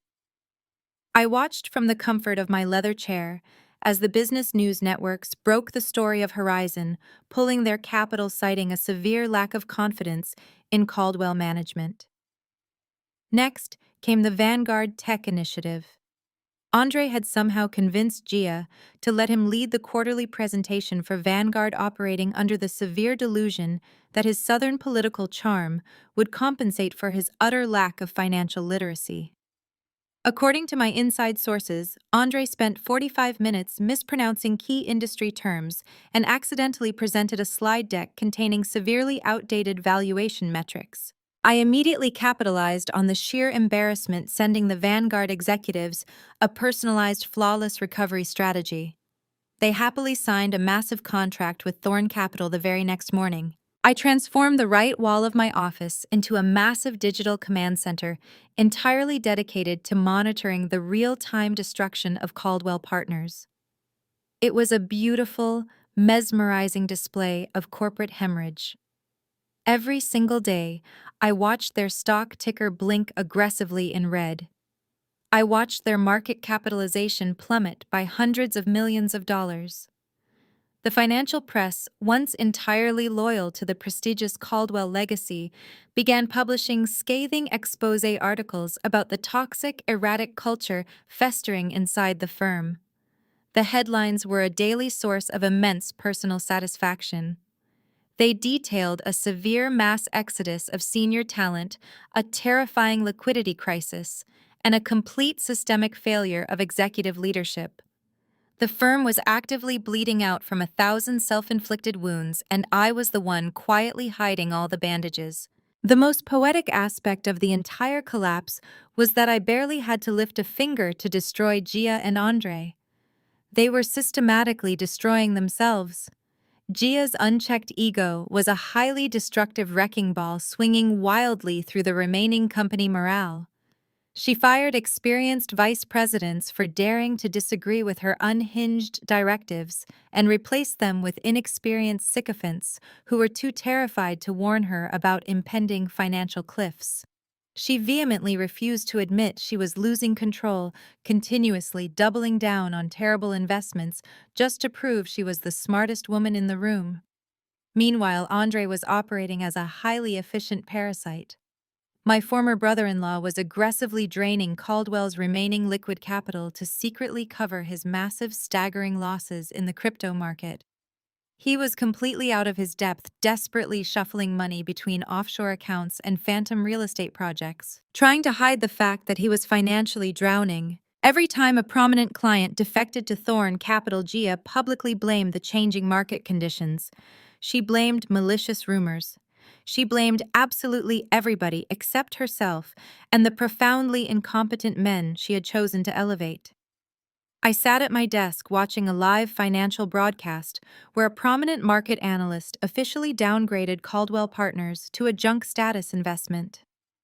I smiled, taking a slow sip of my coffee. The 6-month campaign of relentless systematic pressure had successfully cracked the foundation of the firm. They were desperately gasping for air, burning through their emergency cash reserves just to keep the lights on in their extravagant lobby. But driving Gia to the brink of bankruptcy was only phase 1 of my master plan. I did not just want to defeat them in the open market. I wanted to completely eradicate them from the financial sector. I reached across my desk and tapped the intercom button, calling my lead analyst into the office. It was time to completely sever their final desperate lifeline, and I knew exactly where they were hiding it. My lead analyst, a sharp young woman named Elena, walked into my office holding a sleek silver tablet. She did not need to say a single word. She simply placed the tablet on my pristine marble desk and tapped the screen. A live feed of internal corporate memos from Caldwell Partners illuminated the display. Gia Caldwell had officially panicked. In a desperate, frantic attempt to satisfy her furious board of directors and temporarily halt the massive financial bleeding, she had authorized an immediate and brutal wave of executive layoffs. The strategy was entirely transparent. She was sacrificing her most expensive, least productive staff members to artificially inflate the quarterly balance sheet. I scrolled slowly through the digital list of terminated employees, my eyes scanning the names with predatory anticipation. There it was, Jason Mercer. The man who had callously ended our engagement via a cowardly text message to secure his corporate ascent had just been unceremoniously discarded by the very woman he sold his soul to impress. He was escorted out of the building by private security, carrying his pathetic belongings in a cardboard box, entirely ruined and permanently marked as damaged goods in the financial sector. He had traded me for a golden ticket that immediately burst into flames. But Jason was merely collateral damage in the grander scheme of my revenge. The real target, the absolute epicenter of my family's toxic delusion, was Andre. I handed the tablet back to Elena and instructed her to pivot all of our surveillance resources directly onto Andre's offshore financial activities. It did not take long for his fragile house of cards to violently collapse.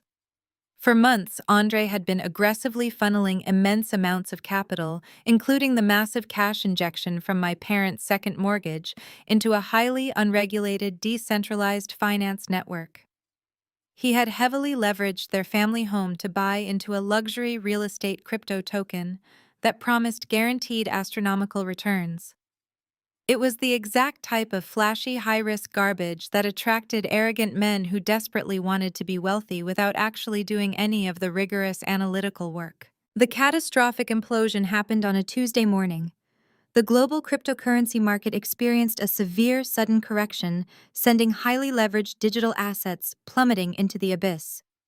But Andre's venture did not just lose value, it was completely eradicated. A joint task force of federal regulators and international financial authorities raided the corporate headquarters of the token developers. The entire operation was spectacularly exposed as a massive, elaborate, fraudulent scheme. The luxury real estate portfolio they claimed to own did not actually exist. The liquidity pools were entirely drained. The developers fled the country, leaving thousands of arrogant investors holding absolutely nothing. The digital ledgers froze, and within a span of 4 terrifying hours, every single dollar Andre had invested simply vanished into the digital ether. The financial shockwave tore through my former family with absolute devastation. The massive loan my parents had taken out against their sprawling colonial home was instantly vaporized. There was no safety net, no government bailout, and absolutely no way to legally recover the stolen funds. Andre, the visionary genius with the powerful Atlanta political lineage, was suddenly staring down the barrel of insurmountable debt and potential federal indictments. The millions of dollars he had aggressively gambled away were gone, and he had zero tangible assets left to liquidate.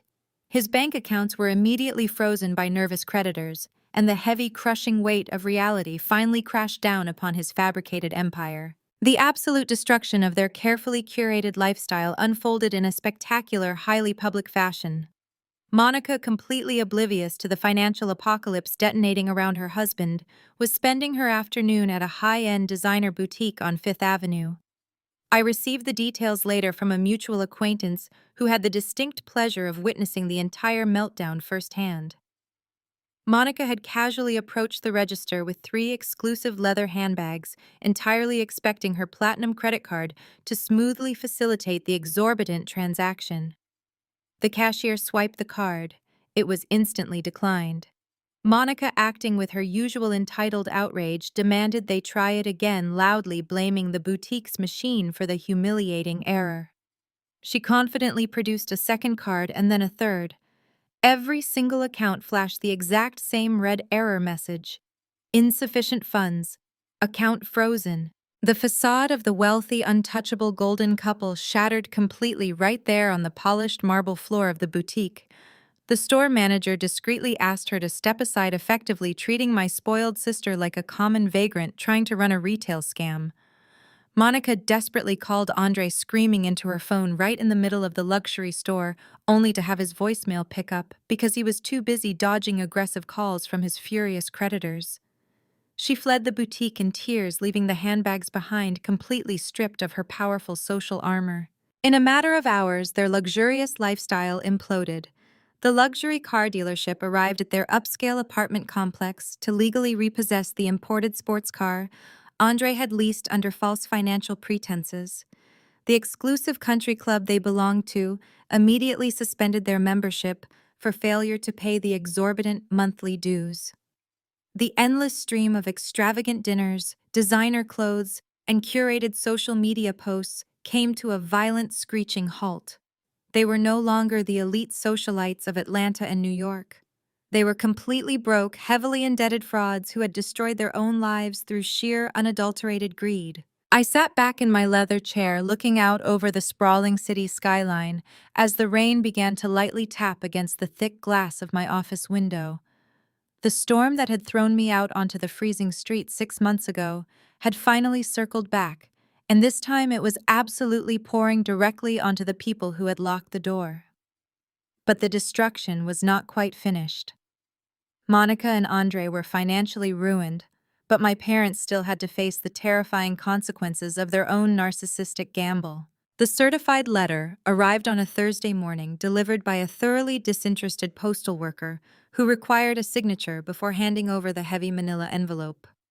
Harrison stood in the grand foyer of the Greenwich House, his hands trembling slightly as he stared at the return address, printed in stark black ink.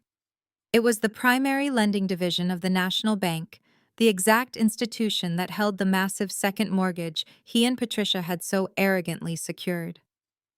He ripped the envelope open, his eyes scanning the dense legal jargon until they locked onto the only words that truly mattered. Notice of intent to foreclose. The grace period had entirely evaporated. The missed payments, which had previously been seamlessly covered by my automated wire transfers, had finally triggered the catastrophic default clause. They were officially 90 days delinquent, and the bank was legally initiating the process to seize the property. Harrison dropped the paperwork onto the polished mahogany table, the very same table where they had proudly toasted to my professional demise just 6 months earlier. The blood completely drained from his face.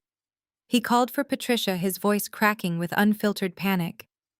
When she read the notice, her initial reaction was not fear, but extreme, indignant denial.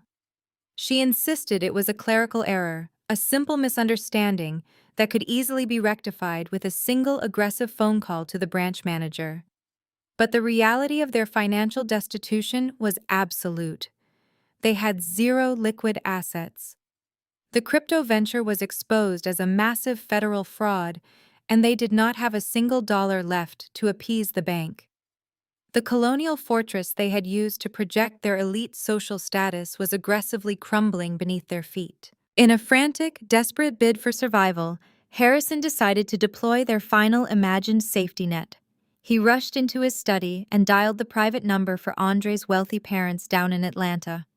For years, Patricia had relentlessly bragged about this powerful political lineage, treating their southern in-laws like an infinite reservoir of prestige and capital. Harrison paced the Persian rug, clutching the phone to his ear, fully expecting a swift, generous bailout to protect the family name.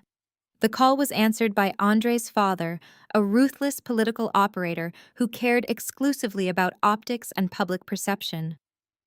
Harrison nervously explained the situation, stammering through a highly sanitized version of the crypto fraud and begging for a temporary bridge loan to save the Greenwich estate.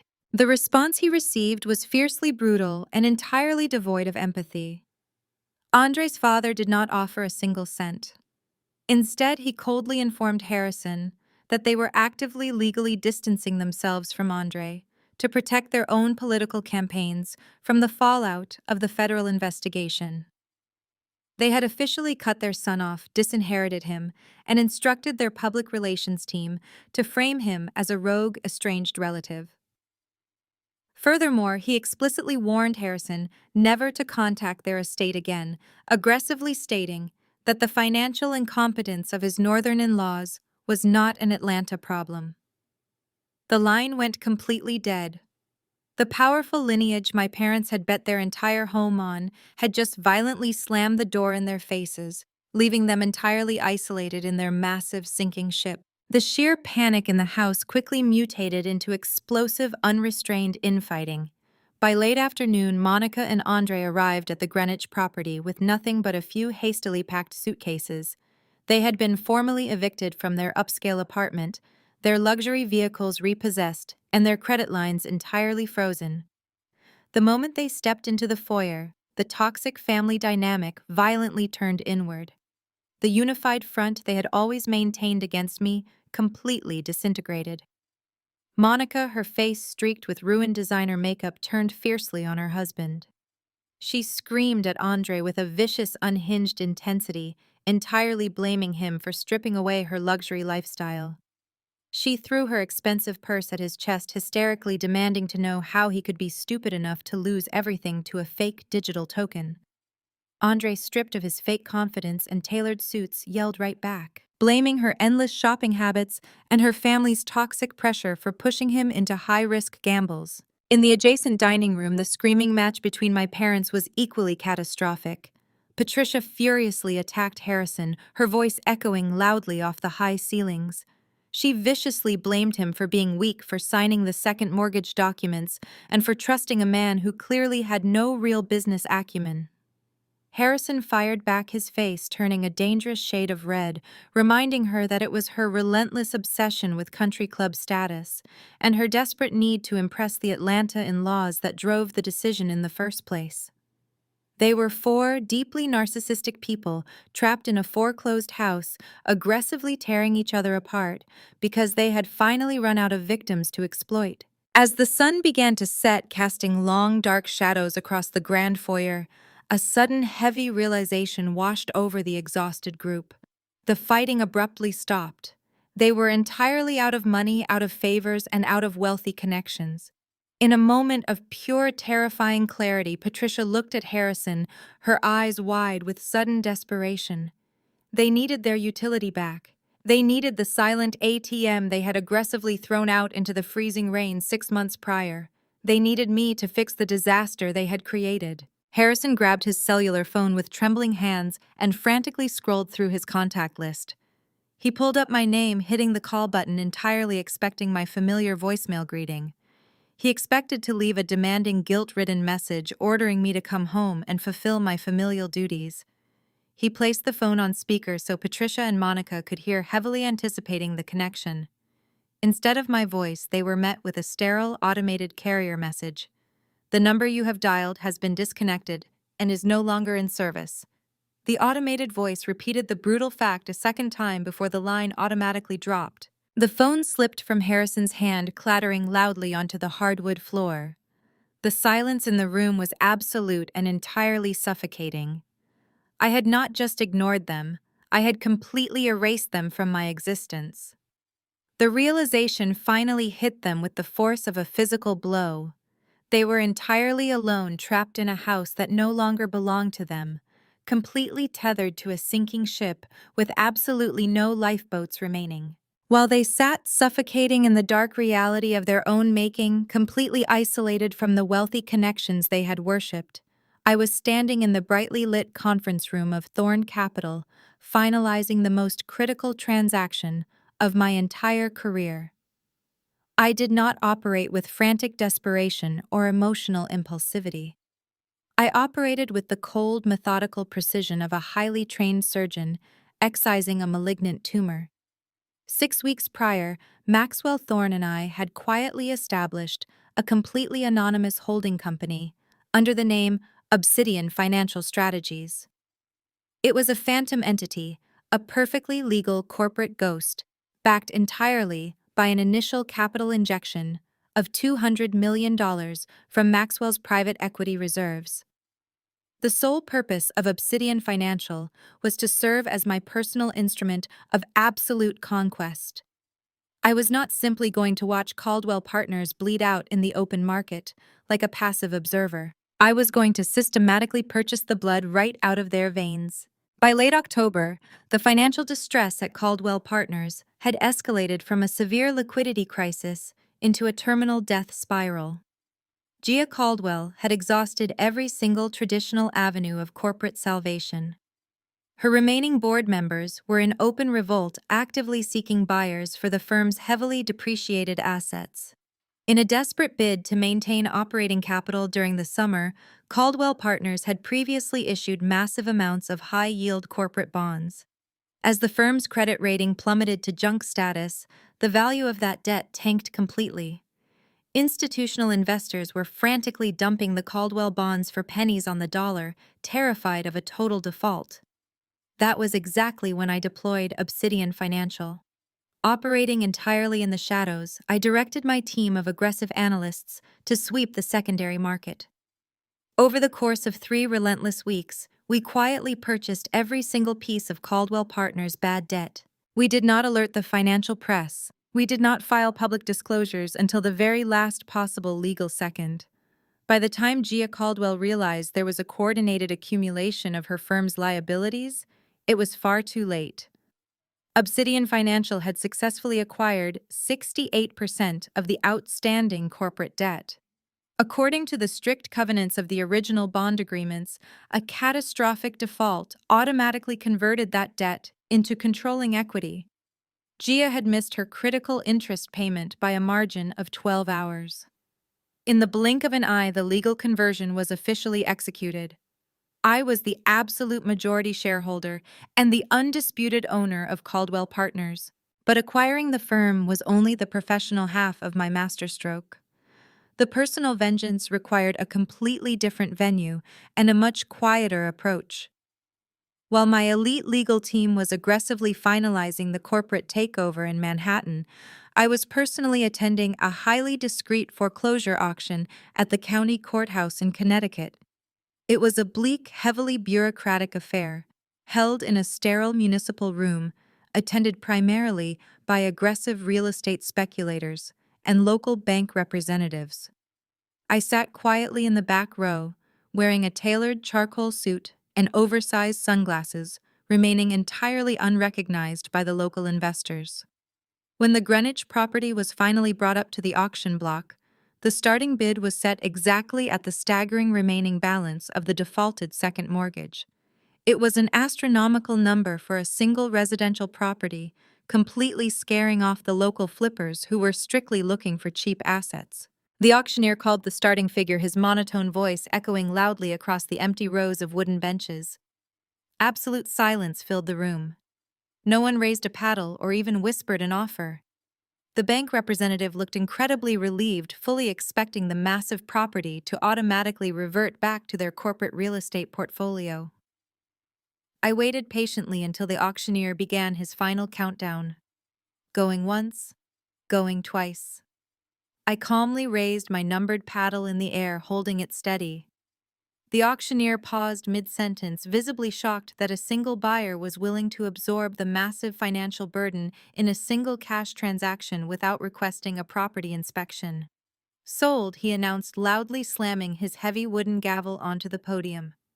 I stood up, walked directly to the clerk's desk, and handed over a certified cashier's check, officially drawn from my private Obsidian financial accounts. The paperwork was swiftly processed, signed, and stamped with the heavy county seal. I folded the deed into my leather briefcase and walked out into the crisp autumn air. I climbed into the back of my waiting town car and instructed the driver to take me back to the city. I placed the briefcase on the leather seat next to me and finally let out a long, slow breath. The sheer magnitude of what I had accomplished over the last 7 days settled heavily into my chest, replacing the lingering coldness of my family's betrayal with a burning, undeniable power. I opened the briefcase and looked at the two distinct stacks of legal documents resting inside. On the left side was the controlling equity transfer of Caldwell Partners signed and certified by the Federal Regulatory Commission. On the right side was the absolute deed to the sprawling colonial estate in Greenwich, legally transferred directly into my name. In less than a single week, I had completely rewritten the entire power dynamic of my existence. Gia Caldwell was currently sitting in her lavish corner office, entirely unaware that the chair she was sitting in legally belonged to me. She still believed she was the untouchable CEO, completely oblivious to the fact that she was now my direct subordinate, subject to my immediate termination at any given moment. Simultaneously, my parents, my sister, and my utterly useless former brother-in-law were huddled together in the Greenwich house, terrified of the impending bank eviction. They were violently turning on each other, desperately waiting for the authorities to show up and forcefully remove them from the premises. They had absolutely no idea that the bank no longer owned their house. I did. The woman they had coldly cast out into the freezing rain, the daughter they had treated like an expendable financial utility, was now their absolute, undisputed landlord. They had arrogantly demanded that I learn how to bow my head. Instead, I had methodically purchased the entire ground they were standing on. I picked up my phone and drafted a quick, highly concise email to my security team. It was time to arrange a couple of extremely personal surprise visits. 72 hours later, I was sitting in the plush leather seat of a blacked-out luxury SUV, staring intently at the glowing screen of my encrypted tablet. My newly acquired private security team had already secured the perimeter of the Caldwell Partners building, seamlessly infiltrating the lobby to ensure my arrival would be entirely uninterrupted. But my attention was focused entirely on the live audio and video feed streaming directly from the executive boardroom on the 42nd floor. The very same room where I had spent countless hours building the firm was now serving as a luxurious holding cell for the desperate and the defeated. The massive mahogany table, once a symbol of unshakable financial power, was completely bare, except for a single thick stack of legal documents resting at the center. It was the absolute unconditional surrender agreement. The firm was literally hours away from a catastrophic public liquidation, and Obsidian Financial Strategies was the only entity standing between the remaining executives and total professional ruin. I turned up the volume on my tablet, listening to the frantic, panicked voices echoing through the boardroom. Gia Caldwell was pacing aggressively back and forth in front of the floor-to-ceiling windows, her expensive designer heels sinking heavily into the plush carpet. The arrogant, untouchable aura she had radiated on her first day as chief executive officer had completely evaporated, replaced by a raw, suffocating terror.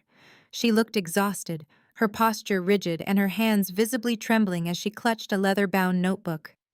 Seated around the table were the four remaining senior vice presidents, a group of spineless aging men who had silently watched her drive the company into a mountain of toxic debt.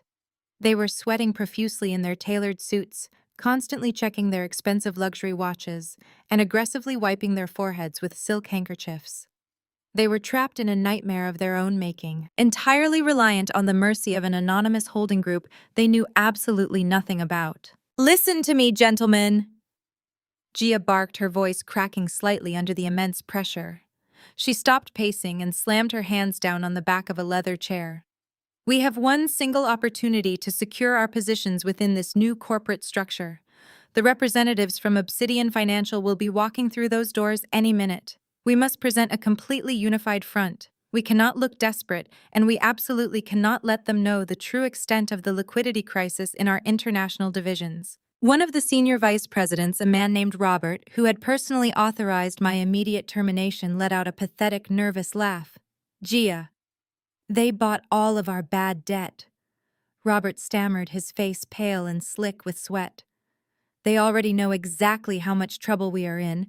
They hold the controlling equity. The only reason they are coming here in person is to officially sign the transition papers and decide which of us gets to keep a paycheck. We are entirely at their mercy." Gia shot him a look of pure, unrestrained venom. "We are not at their mercy, Robert," she snapped desperately, trying to salvage her shattered ego. "I am still a Caldwell. My family built this firm from the ground up. Whoever this billionaire owner is, they bought this company because of the prestigious legacy attached to our name. They need my face to keep the remaining clients calm. When the Obsidian owner walks in, I will handle the negotiations. I will personally explain that the recent market downturn was a temporary anomaly caused by incompetent lower-level staff like Jason and Kendra. I will assure him that under my continued guidance as a subsidiary president, we can restore profitability within 2 quarters. Just keep your mouth shut and let me do the talking." I smiled coldly in the back of the SUV, tapping the screen of my tablet to close the video feed. Gia was still operating under the severe, deeply ingrained delusion that she was dealing with an old, traditional Wall Street billionaire who would be easily charmed by her lineage and her practiced corporate vocabulary. She actually believed she was about to negotiate a lucrative subsidiary role. She was about to discover that the anonymous holding group did not purchase her firm to save her legacy. I purchased it to completely eradicate it. I signaled my driver, and the heavy vehicle pulled smoothly up to the curb directly in front of the Caldwell Partners' main entrance. My lead security officer opened the door and I stepped out onto the bustling Manhattan sidewalk. I was not wearing the exhausted, overworked trench coat of a corporate foot soldier. I was wearing a bespoke, razor-sharp white suit, projecting an aura of absolute, undisputed authority. I walked through the revolving glass doors and stepped into the sprawling marble lobby. The exact same security guards who had aggressively confiscated my badge and escorted me off the premises just 6 months prior were now standing rigidly at attention, hastily clearing a path for me and my security detail. They had been informed by the Obsidian transition team that the new majority owner was arriving, and they were terrified of making eye contact. I bypassed the reception desk entirely and walked directly into the private executive elevator. I pressed the button for the 42nd floor and watched the digital numbers tick upward in absolute silence. The physical sensation of power settling in my chest was intoxicating. I was returning to the scene of my greatest public humiliation not to ask for forgiveness, but to officially take possession of the entire building. The elevator chimed softly, and the polished metal doors slid open. I stepped out into the lavish executive hallway. The entire floor was eerily silent, the usual chaotic energy of the trading desks and strategy rooms completely extinguished by the impending bankruptcy. I walked slowly down the corridor, the rhythmic sharp clicking of my heels echoing loudly against the marble floors. I knew exactly how that sound was registering inside the boardroom. Through the thick mahogany doors, I could hear the immediate terrified rustling of the executives inside. I heard chairs quickly scraping against the carpet as the men hastily stood up to show respect. I heard Robert loudly clearing his throat, his breath hitching in panic. "Stand up straight, gentlemen," Gia hissed aggressively from the other side of the door, her voice vibrating with desperate anticipation. "Remember your talking points. Project confidence. Welcome the new owner with absolute respect." I stopped right in front of the massive double doors, placing my hands firmly against the cool brass handles. The air in the hallway felt incredibly charged heavy with the weight of absolute vengeance. They were inside practicing their pathetic speeches, desperately hoping to impress a phantom billionaire. I took one final steadying breath, letting the icy resolve completely freeze over my emotions. Then, with a single forceful push, I shoved the heavy mahogany doors wide open and stepped into the boardroom. The heavy mahogany doors crashed violently against the boardroom walls, the sound echoing like a gunshot through the suffocating silence of the room. I stepped over the threshold entirely bathed in the harsh fluorescent lights of the executive suite. I was not wearing the bespoke white suit my security team had initially laid out for me that morning. Instead, I had specifically chosen to wear the exact same cream-tailored pantsuit I had worn 6 months prior. The very same suit I had been wearing when Gia Caldwell callously stripped me of my dignity and ordered security to throw me out onto the street. It was meticulously pressed completely spotless and carried the heavy, undeniable weight of absolute poetic justice. I stood frozen in this doorway for a fraction of a second, allowing the sheer magnitude of the moment to completely saturate the room. The initial reaction from the men standing around the table was utter, profound confusion.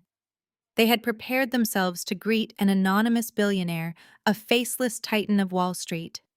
Instead, they were staring at the woman they had eagerly sacrificed to save their own pathetic careers.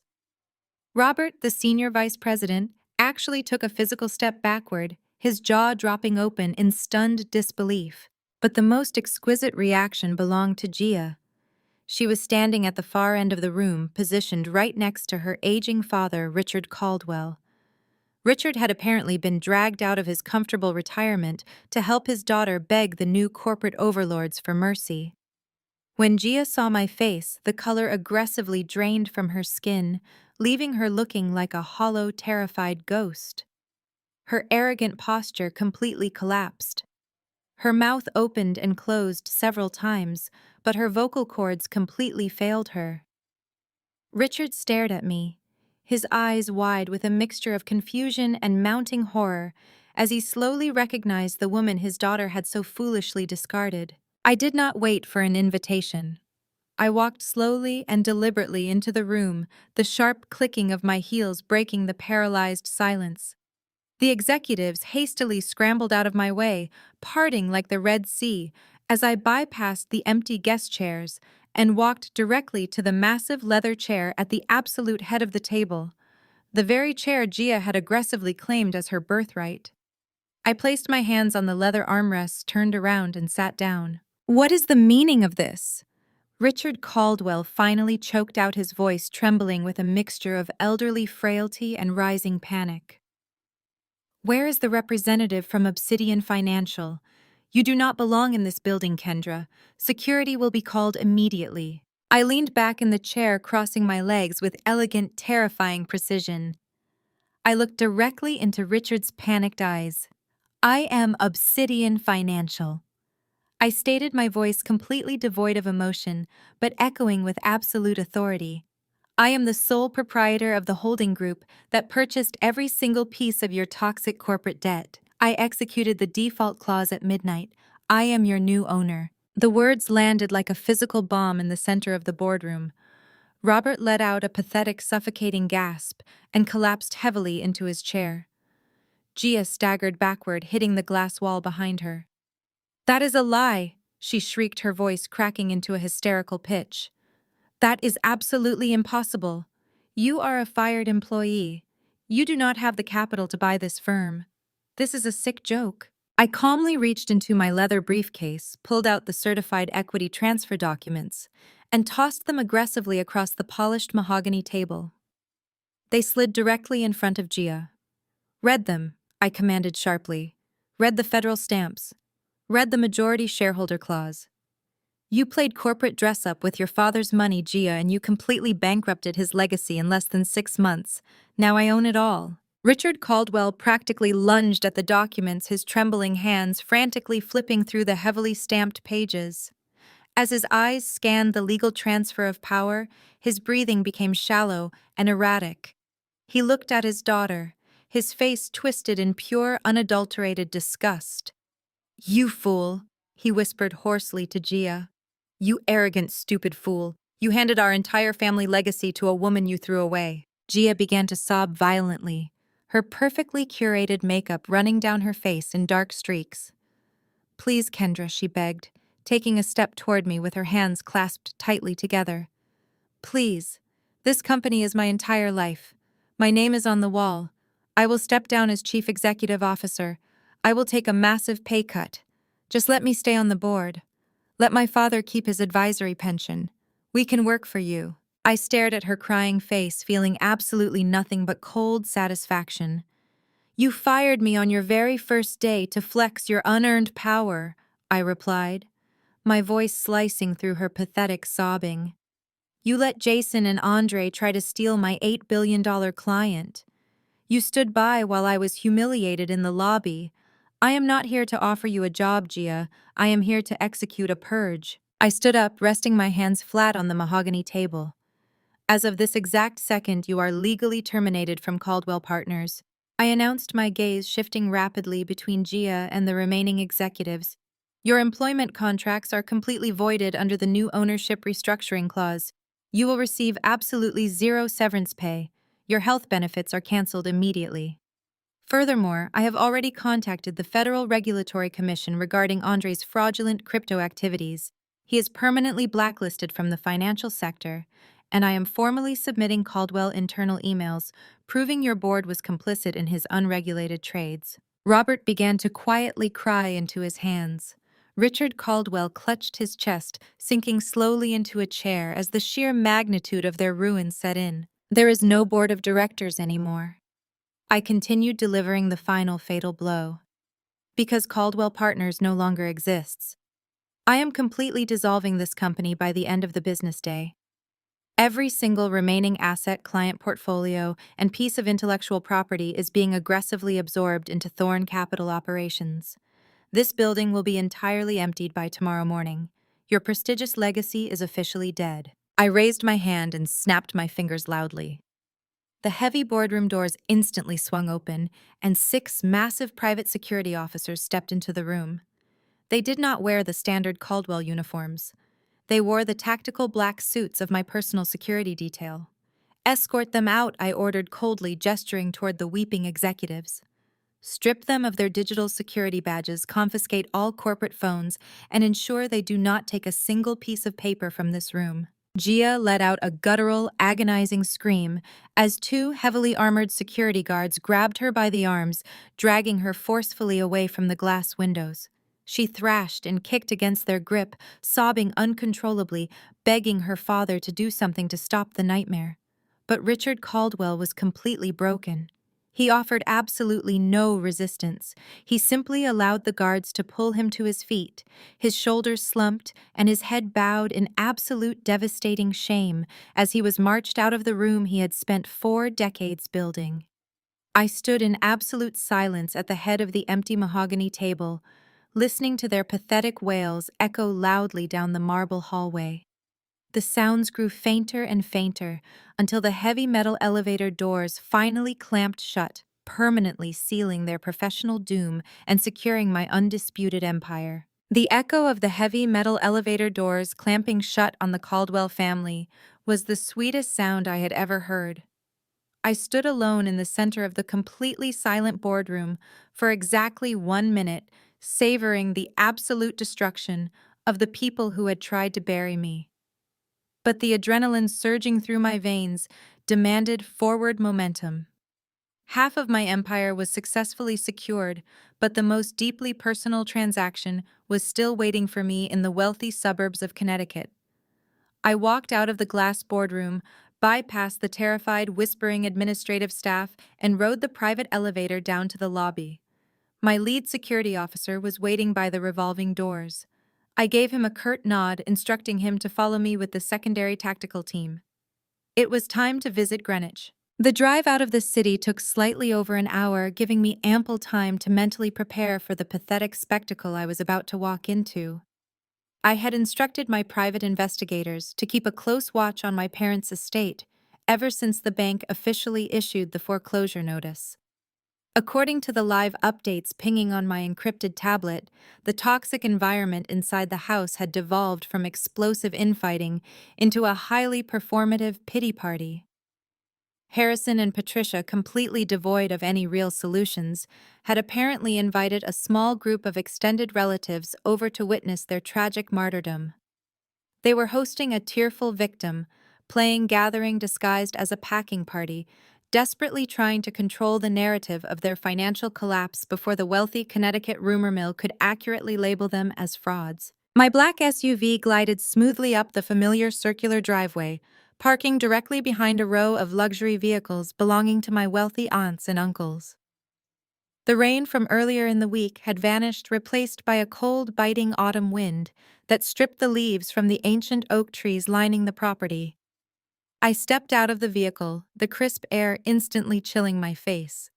I instructed my security team to wait by the vehicles until I gave the signal. This initial confrontation required absolute intimacy. I walked up the stone steps, bypassed the doorbell entirely, and pulled out the heavy brass key I had received from the county clerk.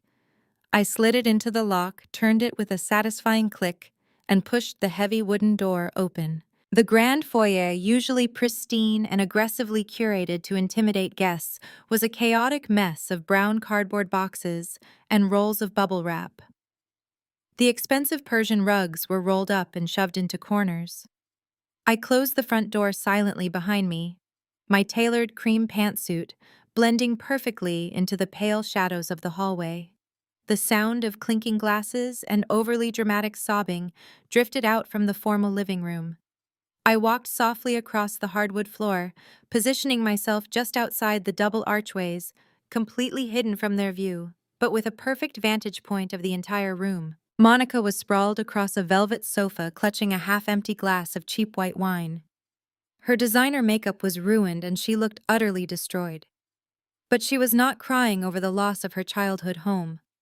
She was hysterically weeping over a completely different betrayal. Through the muffled conversations, the truth became aggressively clear. Andre was gone. The visionary genius, the man with the powerful political lineage who was supposed to elevate our family into the stratosphere, had cowardly fled the state in the middle of the night. The moment he caught wind that federal regulators were preparing official indictments for his fraudulent crypto scheme, he packed a single duffel bag, drained whatever hidden cash reserves he had left, and abandoned Monica entirely. He left his spoiled, helpless wife to face the furious creditors, the federal agents, and the crushing humiliation completely alone. Patricia, meanwhile, was standing near the grand fireplace, holding court with my Aunt Beatrice and Uncle Thomas. My mother was wrapped in an expensive cashmere shawl, actively dabbing her dry eyes with a silk tissue. She was delivering an award-winning theatrical performance, expertly spinning a web of absolute lies to protect her fragile ego. "It is just so unbelievably cruel, Beatrice." Patricia wailed, her voice thick with manufactured grief. "We did everything for our children. We sacrificed our entire lives to give them a foundation of success. And the absolute moment we faced a minor financial setback, Kendra completely turned her back on us." Harrison stood next to her, packing crystal decanters into a box with aggressive, angry motions. "She is an ungrateful, selfish girl," my father chimed in, seeking validation from his wealthy brother. "We practically begged her to help us navigate this temporary cash flow issue.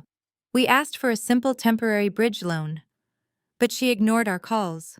She abandoned her family in our darkest hour of need, completely forgetting who paid for her education and who put a roof over her head for 18 years. I stood in the shadows, my jaw clenching so tightly, my teeth ached. They were standing inside a house I had financed for years, packing up luxury items I had subsidized, and aggressively painting me as the villain to cover up their own massive, fraudulent gamble. But Patricia was not finished. Having thoroughly assassinated my character, she swiftly redirected her venom toward the legal forces currently evicting them. She dramatically poured herself another glass of wine, her hands shaking with genuine narcissistic rage. "And the bank is even worse than Kendra," she proclaimed loudly, ensuring everyone in the room could hear her tragic plight. "They refused to give us a standard 60-day extension. They rushed the foreclosure auction just to humiliate us, and then some coward swooped in and bought the debt out from under us." Aunt Beatrice gasped softly, placing a comforting hand on Patricia's shoulder. "Do you know who bought it, Patricia? Did they even try to contact you?" Patricia let out a bitter, echoing laugh. "Of course not," she spat fiercely. "It was an anonymous buyer, some faceless holding company hiding behind a team of aggressive lawyers. They sent us an official notice to vacate the premises by 5 o'clock today. No room for negotiation, no respect for our legacy in this neighborhood. Whoever this anonymous buyer is, they have absolutely no heart. They are a cruel, heartless monster who clearly enjoys destroying good, honest families." I reached up and smoothed a non-existent wrinkle from the lapel of my tailored suit. My mother wanted a monster. She was about to get the absolute, undisputed queen of them.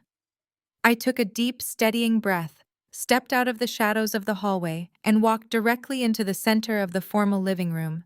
I stepped fully out of the hallway shadows and into the glaring light of the chandelier. My sudden appearance instantly shattered the pathetic theatrical illusion my mother had so carefully constructed for our extended relatives. Patricia gasped loudly, her wineglass slipping from her trembling fingers and shattering into jagged, glittering pieces across the polished hardwood floor. Harrison froze in place, the expensive crystal decanter hovering awkwardly in his hands. My Aunt Beatrice and Uncle Thomas stared at me in absolute stunned silence, their eyes darting frantically between my pristine cream pantsuit and the devastated, horrified expressions of my parents. I did not scream. I did not hurl emotional insults, and I did not demand any tearful apologies. I was terrifyingly composed, operating with the cold mechanical precision of a corporate executioner. Before my parents could even attempt to process my presence, I turned my head slightly toward the foyer and gave a sharp single nod. Right on cue, the heavy mahogany front door swung violently open. I had instructed my legal team to wait outside until the initial shock was delivered, but now it was time to execute the final maneuver. 3 of my top corporate attorneys, dressed in immaculate dark suits and carrying heavy leather briefcases, marched aggressively into my childhood home.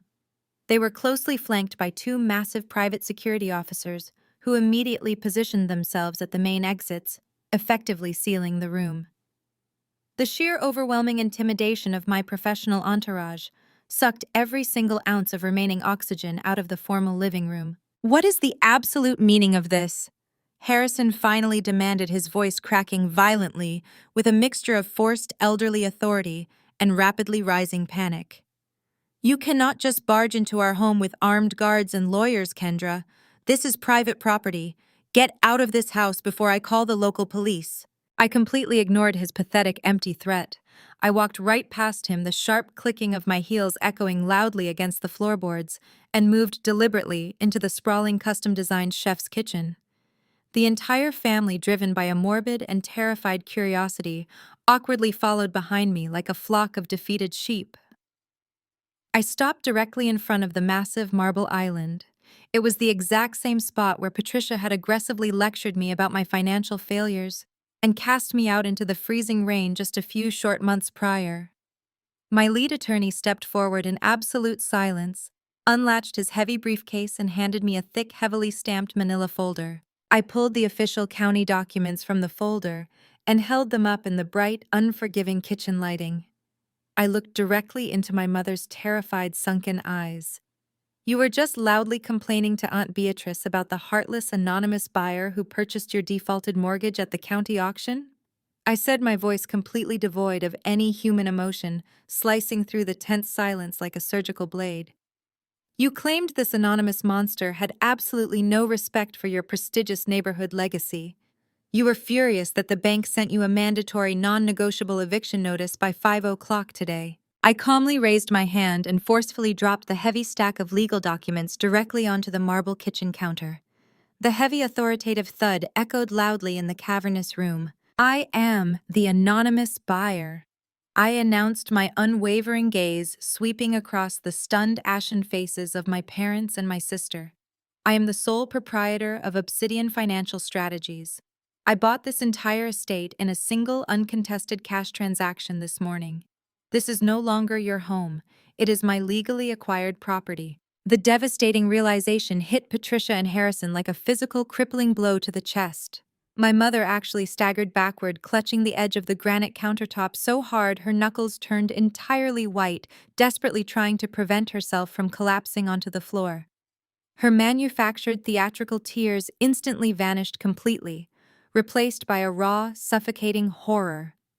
Harrison stared blankly at the property deed resting on the island, his jaw hanging open as he frantically read the official federal stamps and my legally binding signature resting at the bottom of the page. He reached out with a violently trembling hand, lightly touching the thick parchment as if it might physically burn his skin. Monica let out a pathetic, whimpering sob from the kitchen doorway, her arms wrapped tightly around her own stomach. The daughter they had coldly thrown away, the child they had deemed entirely expendable in their desperate pursuit of high society status, was now holding their entire physical existence in the palm of her hand. I had not just defeated them in the corporate arena. I had methodically purchased the very ground they were standing on. "But you cannot do this," Patricia whispered, her voice incredibly small, frail, and dripping with desperate manipulation. "You are our daughter. You cannot legally evict your own family. We have absolutely nowhere else to go. Andre completely drained our remaining accounts and fled the state. We are ruined, Kendra. Please, you have to let us stay here." I leaned forward, resting my palms flat against the cool marble counter. My demeanor remained entirely composed, projecting a terrifying mirror of the exact same coldness they had shown me on the worst night of my life. "You made it incredibly clear that I was not a part of this family. The absolute moment I stopped being financially useful to your image," I replied, my tone razor-sharp and entirely unforgiving. "You cast me out with nothing. You demanded that I learn how the real world works. I learned exactly how it works, Mother. And I used that knowledge to buy the bank that owned your debt." I stood up straight, adjusting the cuffs of my pristine cream suit, and prepared to deliver the final absolute checkmate. "As the legal owner of this estate, I am technically authorized to have my security team physically throw you and your boxes out onto the street right this very second," I stated clearly, my voice projecting perfectly across the dead silent room. "But I am not going to do that. The original bank notice demanded you vacate today. I am officially overriding that order." I paused for a single agonizing second, letting the weight of my authority completely crush their remaining hope. "You have exactly 30 days to vacate my property," I commanded. "You have exactly 1 month to pack your personal belongings, find a cheap apartment, and disappear from this neighborhood entirely. You will spend the next 30 days agonizing over your absolute failure while the rest of your wealthy friends watch you pack. If a single piece of furniture, a single crystal glass, or a single light fixture is missing or damaged, when I take physical possession of this house, my attorneys will immediately file aggressive civil lawsuits that will financially bury you for the rest of your natural lives. Harrison buried his face in his trembling hands, his shoulders shaking with silent, profoundly humiliated sobs. My powerful, untouchable father was completely broken, reduced to a weeping shell of a man in front of his own brother and sister. Patricia stared at me, completely paralyzed by the sheer, unadulterated magnitude of her defeat. The social empire she had spent decades ruthlessly building was officially dead, entirely dismantled by the very daughter she had arrogantly tried to destroy. The checkmate was absolute, flawless, and completely irreversible. I turned around, signaling my security detail that our business in the kitchen was officially concluded. I did not look back a single time as I walked confidently toward the front door, leaving my ruined family entirely trapped in the suffocating, inescapable wreckage of their own shattered arrogance. The first 48 hours following my absolute victory in Greenwich were filled with a profound, unbroken silence. I had officially relocated my entire life into a secure, ultra-luxury penthouse occupying the top 2 floors of a towering glass high-rise in Lower Manhattan. It was a flawless fortress of modern architecture, heavily guarded by a private security detail and a heavily vetted concierge team. I spent my days methodically liquidating the remaining toxic assets of Caldwell Partners and integrating their profitable client portfolios directly into Thorn Capital. The transition was a staggering financial success, cementing my status as a devastatingly effective corporate strategist. I was completely untouchable. But desperation is a highly unpredictable poison, and my family had just swallowed a lethal dose of it. On the afternoon of the 4th day, the secure intercom on my massive oak desk chimed loudly. My head of private security informed me that a severe disturbance was unfolding in the private lobby of my building. Patricia Harrison and Monica had somehow managed to bypass the outer security perimeter by aggressively tailgating a catering delivery truck. They were currently trapped in the main reception area, throwing a hysterical, incredibly public tantrum and demanding immediate access to my private elevator. And according to my security chief, they had brought a deeply unwelcome guest with them. Jason. My treacherous, opportunistic ex-fiancé had apparently caught wind of my massive financial ascension and decided to crawl out of his miserable hole to join the pathetic ambush. Instead of instructing security to simply throw them into the street like common trespassers, I made a calculated decision. I wanted to look them in the eyes one final time and permanently sever the rotting umbilical cord. I stepped into my private elevator and rode it down to the ground floor. When the polished silver doors slid open, the sheer contrast between my current reality and their absolute ruin was visually staggering. The lobby was a masterpiece of black marble and cascading water features, radiating quiet old money power. Standing in the center of it, entirely surrounded by 4 heavily armed security guards, were the pathetic remnants of my former life. Patricia looked completely haggard, her expensive designer coat wrinkled and her perfectly dyed hair unkempt. Harrison was trembling violently, his shoulders hunched in deep, paralyzing defeat. Monica was clutching her mother's arm, weeping openly, and standing slightly ahead of them wearing a cheap suit and a desperate, sickeningly hopeful smile was Jason. Kendra. Jason gasped, taking a rapid step forward before a security guard shoved a massive hand against his chest, stopping him instantly. Kendra, you look absolutely incredible. I knew you were going to pull off something brilliant. That is exactly why I loved you. We were always the perfect power couple. Everything that happened at Caldwell Partners was just a massive misunderstanding driven by Gia and her toxic management. I am completely ready to apologize and start over. With your new capital and my market connections, we could absolutely rule this city together. I stared at him, feeling a wave of absolute unadulterated revulsion wash over me. The sheer audacity required to stand in my lobby and propose a business partnership after aggressively helping destroy my career was mind-boggling. I did not even grant him the dignity of a full sentence. "You have absolutely no market connections, Jason," I stated, my voice echoing like ice against the marble walls. "You are a blacklisted radioactive liability who cannot even secure a basic interview at a retail bank. You sold me out for a promotion that no longer exists in a company I just dissolved.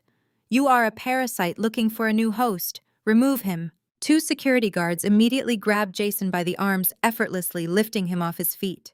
He began to frantically thrash and scream my name, begging for a second chance, as they dragged him backward through the heavy glass doors and physically threw him out onto the unforgiving Manhattan pavement. I did not blink. I turned my absolute undivided attention to my parents. Patricia instantly dropped to her knees on the cold marble, completely abandoning any remaining shred of her high society dignity. She clasped her hands together, tears streaming heavily down her ruined face. "Kendra, please," she wailed, her voice echoing shrilly in the cavernous lobby. "Please forgive us. We were so incredibly wrong. We were blinded by our own panic and we made a terrible, unforgivable mistake. You cannot kick us out of the house. We have absolutely nowhere to go. We are your mother and father. We gave you life. You have to let us stay. You have to remember that we are blood." Harrison fell to his knees right beside her, his head bowed in absolute crushing shame. "We are so sorry, Kendra," he whispered hoarsely, completely broken. "We will do anything you ask. We will pay you rent. We will sign whatever legal contracts you want. Just please do not throw your own family out onto the street." I looked down at them, feeling the heavy, undeniable weight of decades of conditional affection completely lifting from my shoulders. The anger that had fueled my vengeance for the past 6 months instantly evaporated, replaced by a terrifying absolute clarity. I did not feel pity. I did not feel sadness. I felt entirely free. "Blood is nothing but a biological coincidence," I replied, my voice steady, powerful, and ringing with absolute conviction. "You are attempting to cash in a currency that you completely bankrupted years ago. Do not dare kneel in my lobby and use the word family to manipulate me. I know exactly how you define family. You define it by financial utility. You define it by social compliance. You define it by how flawlessly I could act as an accessory to your completely fabricated, fraudulent lives." Monica let out a loud, choking sob, burying her face in her trembling hands.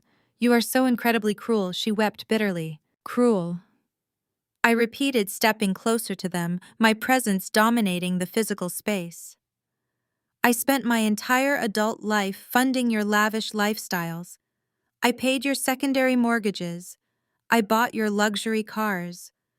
I quietly fixed every single one of Andre's catastrophic financial mistakes just to keep the peace while you treated Monica like a delicate princess and treated me like a corporate workhorse.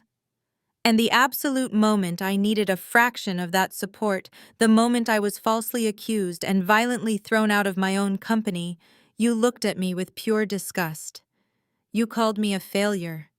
You ordered me to pack my bags and forced me out into the freezing rain because I was no longer a profitable asset to your public image." I paused, letting the absolute truth of my words sink into their terrified minds. I crouched down slightly, ensuring I was completely eye level with my weeping mother. "Family stands with you in the storm," I whispered, my voice dripping with lethal precision. "You locked the door while I was freezing. You are not my family. You are just bad investments. And as of this exact moment, I am permanently liquidating you from my portfolio." Patricia let out a guttural, agonizing scream, reaching out to grab the hem of my tailored pantsuit. I stepped back smoothly, remaining entirely out of her desperate reach. I stood up tall, projecting the absolute untouchable authority of a woman who had completely conquered her own destruction.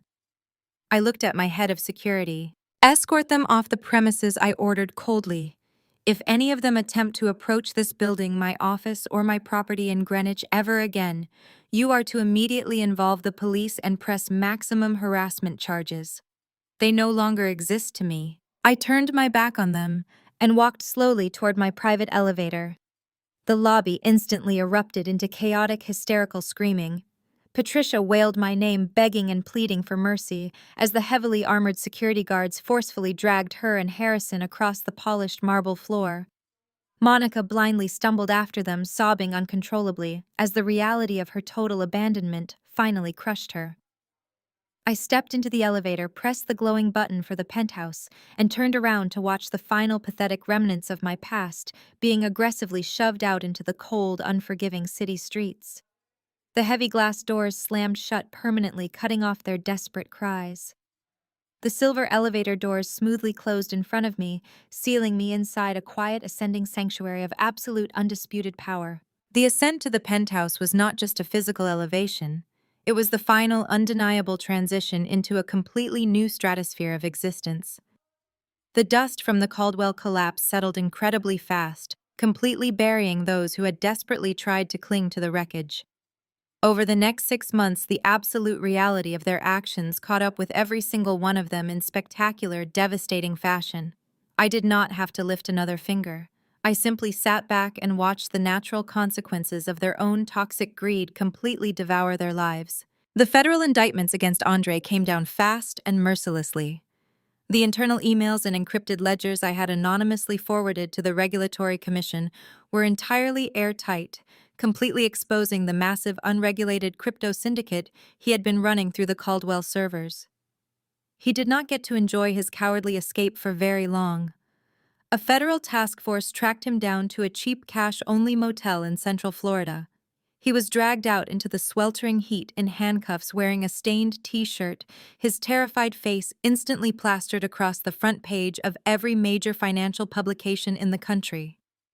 He is currently sitting in a maximum security federal holding facility, completely denied bail, facing a mandatory minimum of 25 years for severe wire fraud and corporate embezzlement.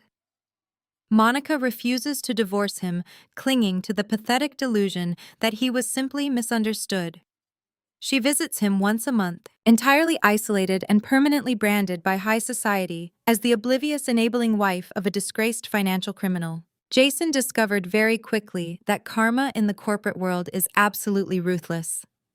His desperate, pathetic attempt to crawl back to me in my lobby was his final futile play. With Caldwell Partners completely dissolved and his professional reputation officially flagged as a radioactive liability, the prestigious Wall Street sector permanently locked its doors to him. He could not even secure a preliminary interview at a regional bank. I occasionally receive highly amusing updates from my former colleagues. The arrogant man who confidently threw away our entire future and shattered my heart for a hollow corporate title is now working as a customer service manager at a massive discount electronics retailer in suburban New Jersey. He spends his grueling 10-hour shifts wearing an uncomfortable polyester uniform, organizing dusty stockrooms, and arguing with hostile customers over expired return policies. He is trapped in a dead-end retail purgatory, watching his youth, his ambition, and his inflated ego completely evaporate under harsh, unforgiving fluorescent lights. But the most profound justice was served to Patricia and Harrison. The strict 30-day eviction notice I issued was executed flawlessly by my legal team. When the final day arrived, they were forced to pack their heavily downgraded possessions into a cheap rented moving truck in the dead of night. They were too profoundly ashamed to show their faces during the day, terrified of making eye contact with the wealthy Connecticut neighbors they had spent decades desperately trying to impress. The sprawling Greenwich estate they worshipped, the house they had violently kicked me out of, was immediately gutted, renovated by my contractors, and flipped to a tech billionaire for a massive, unprecedented profit. I completely erased their precious legacy from the neighborhood without leaving a single trace.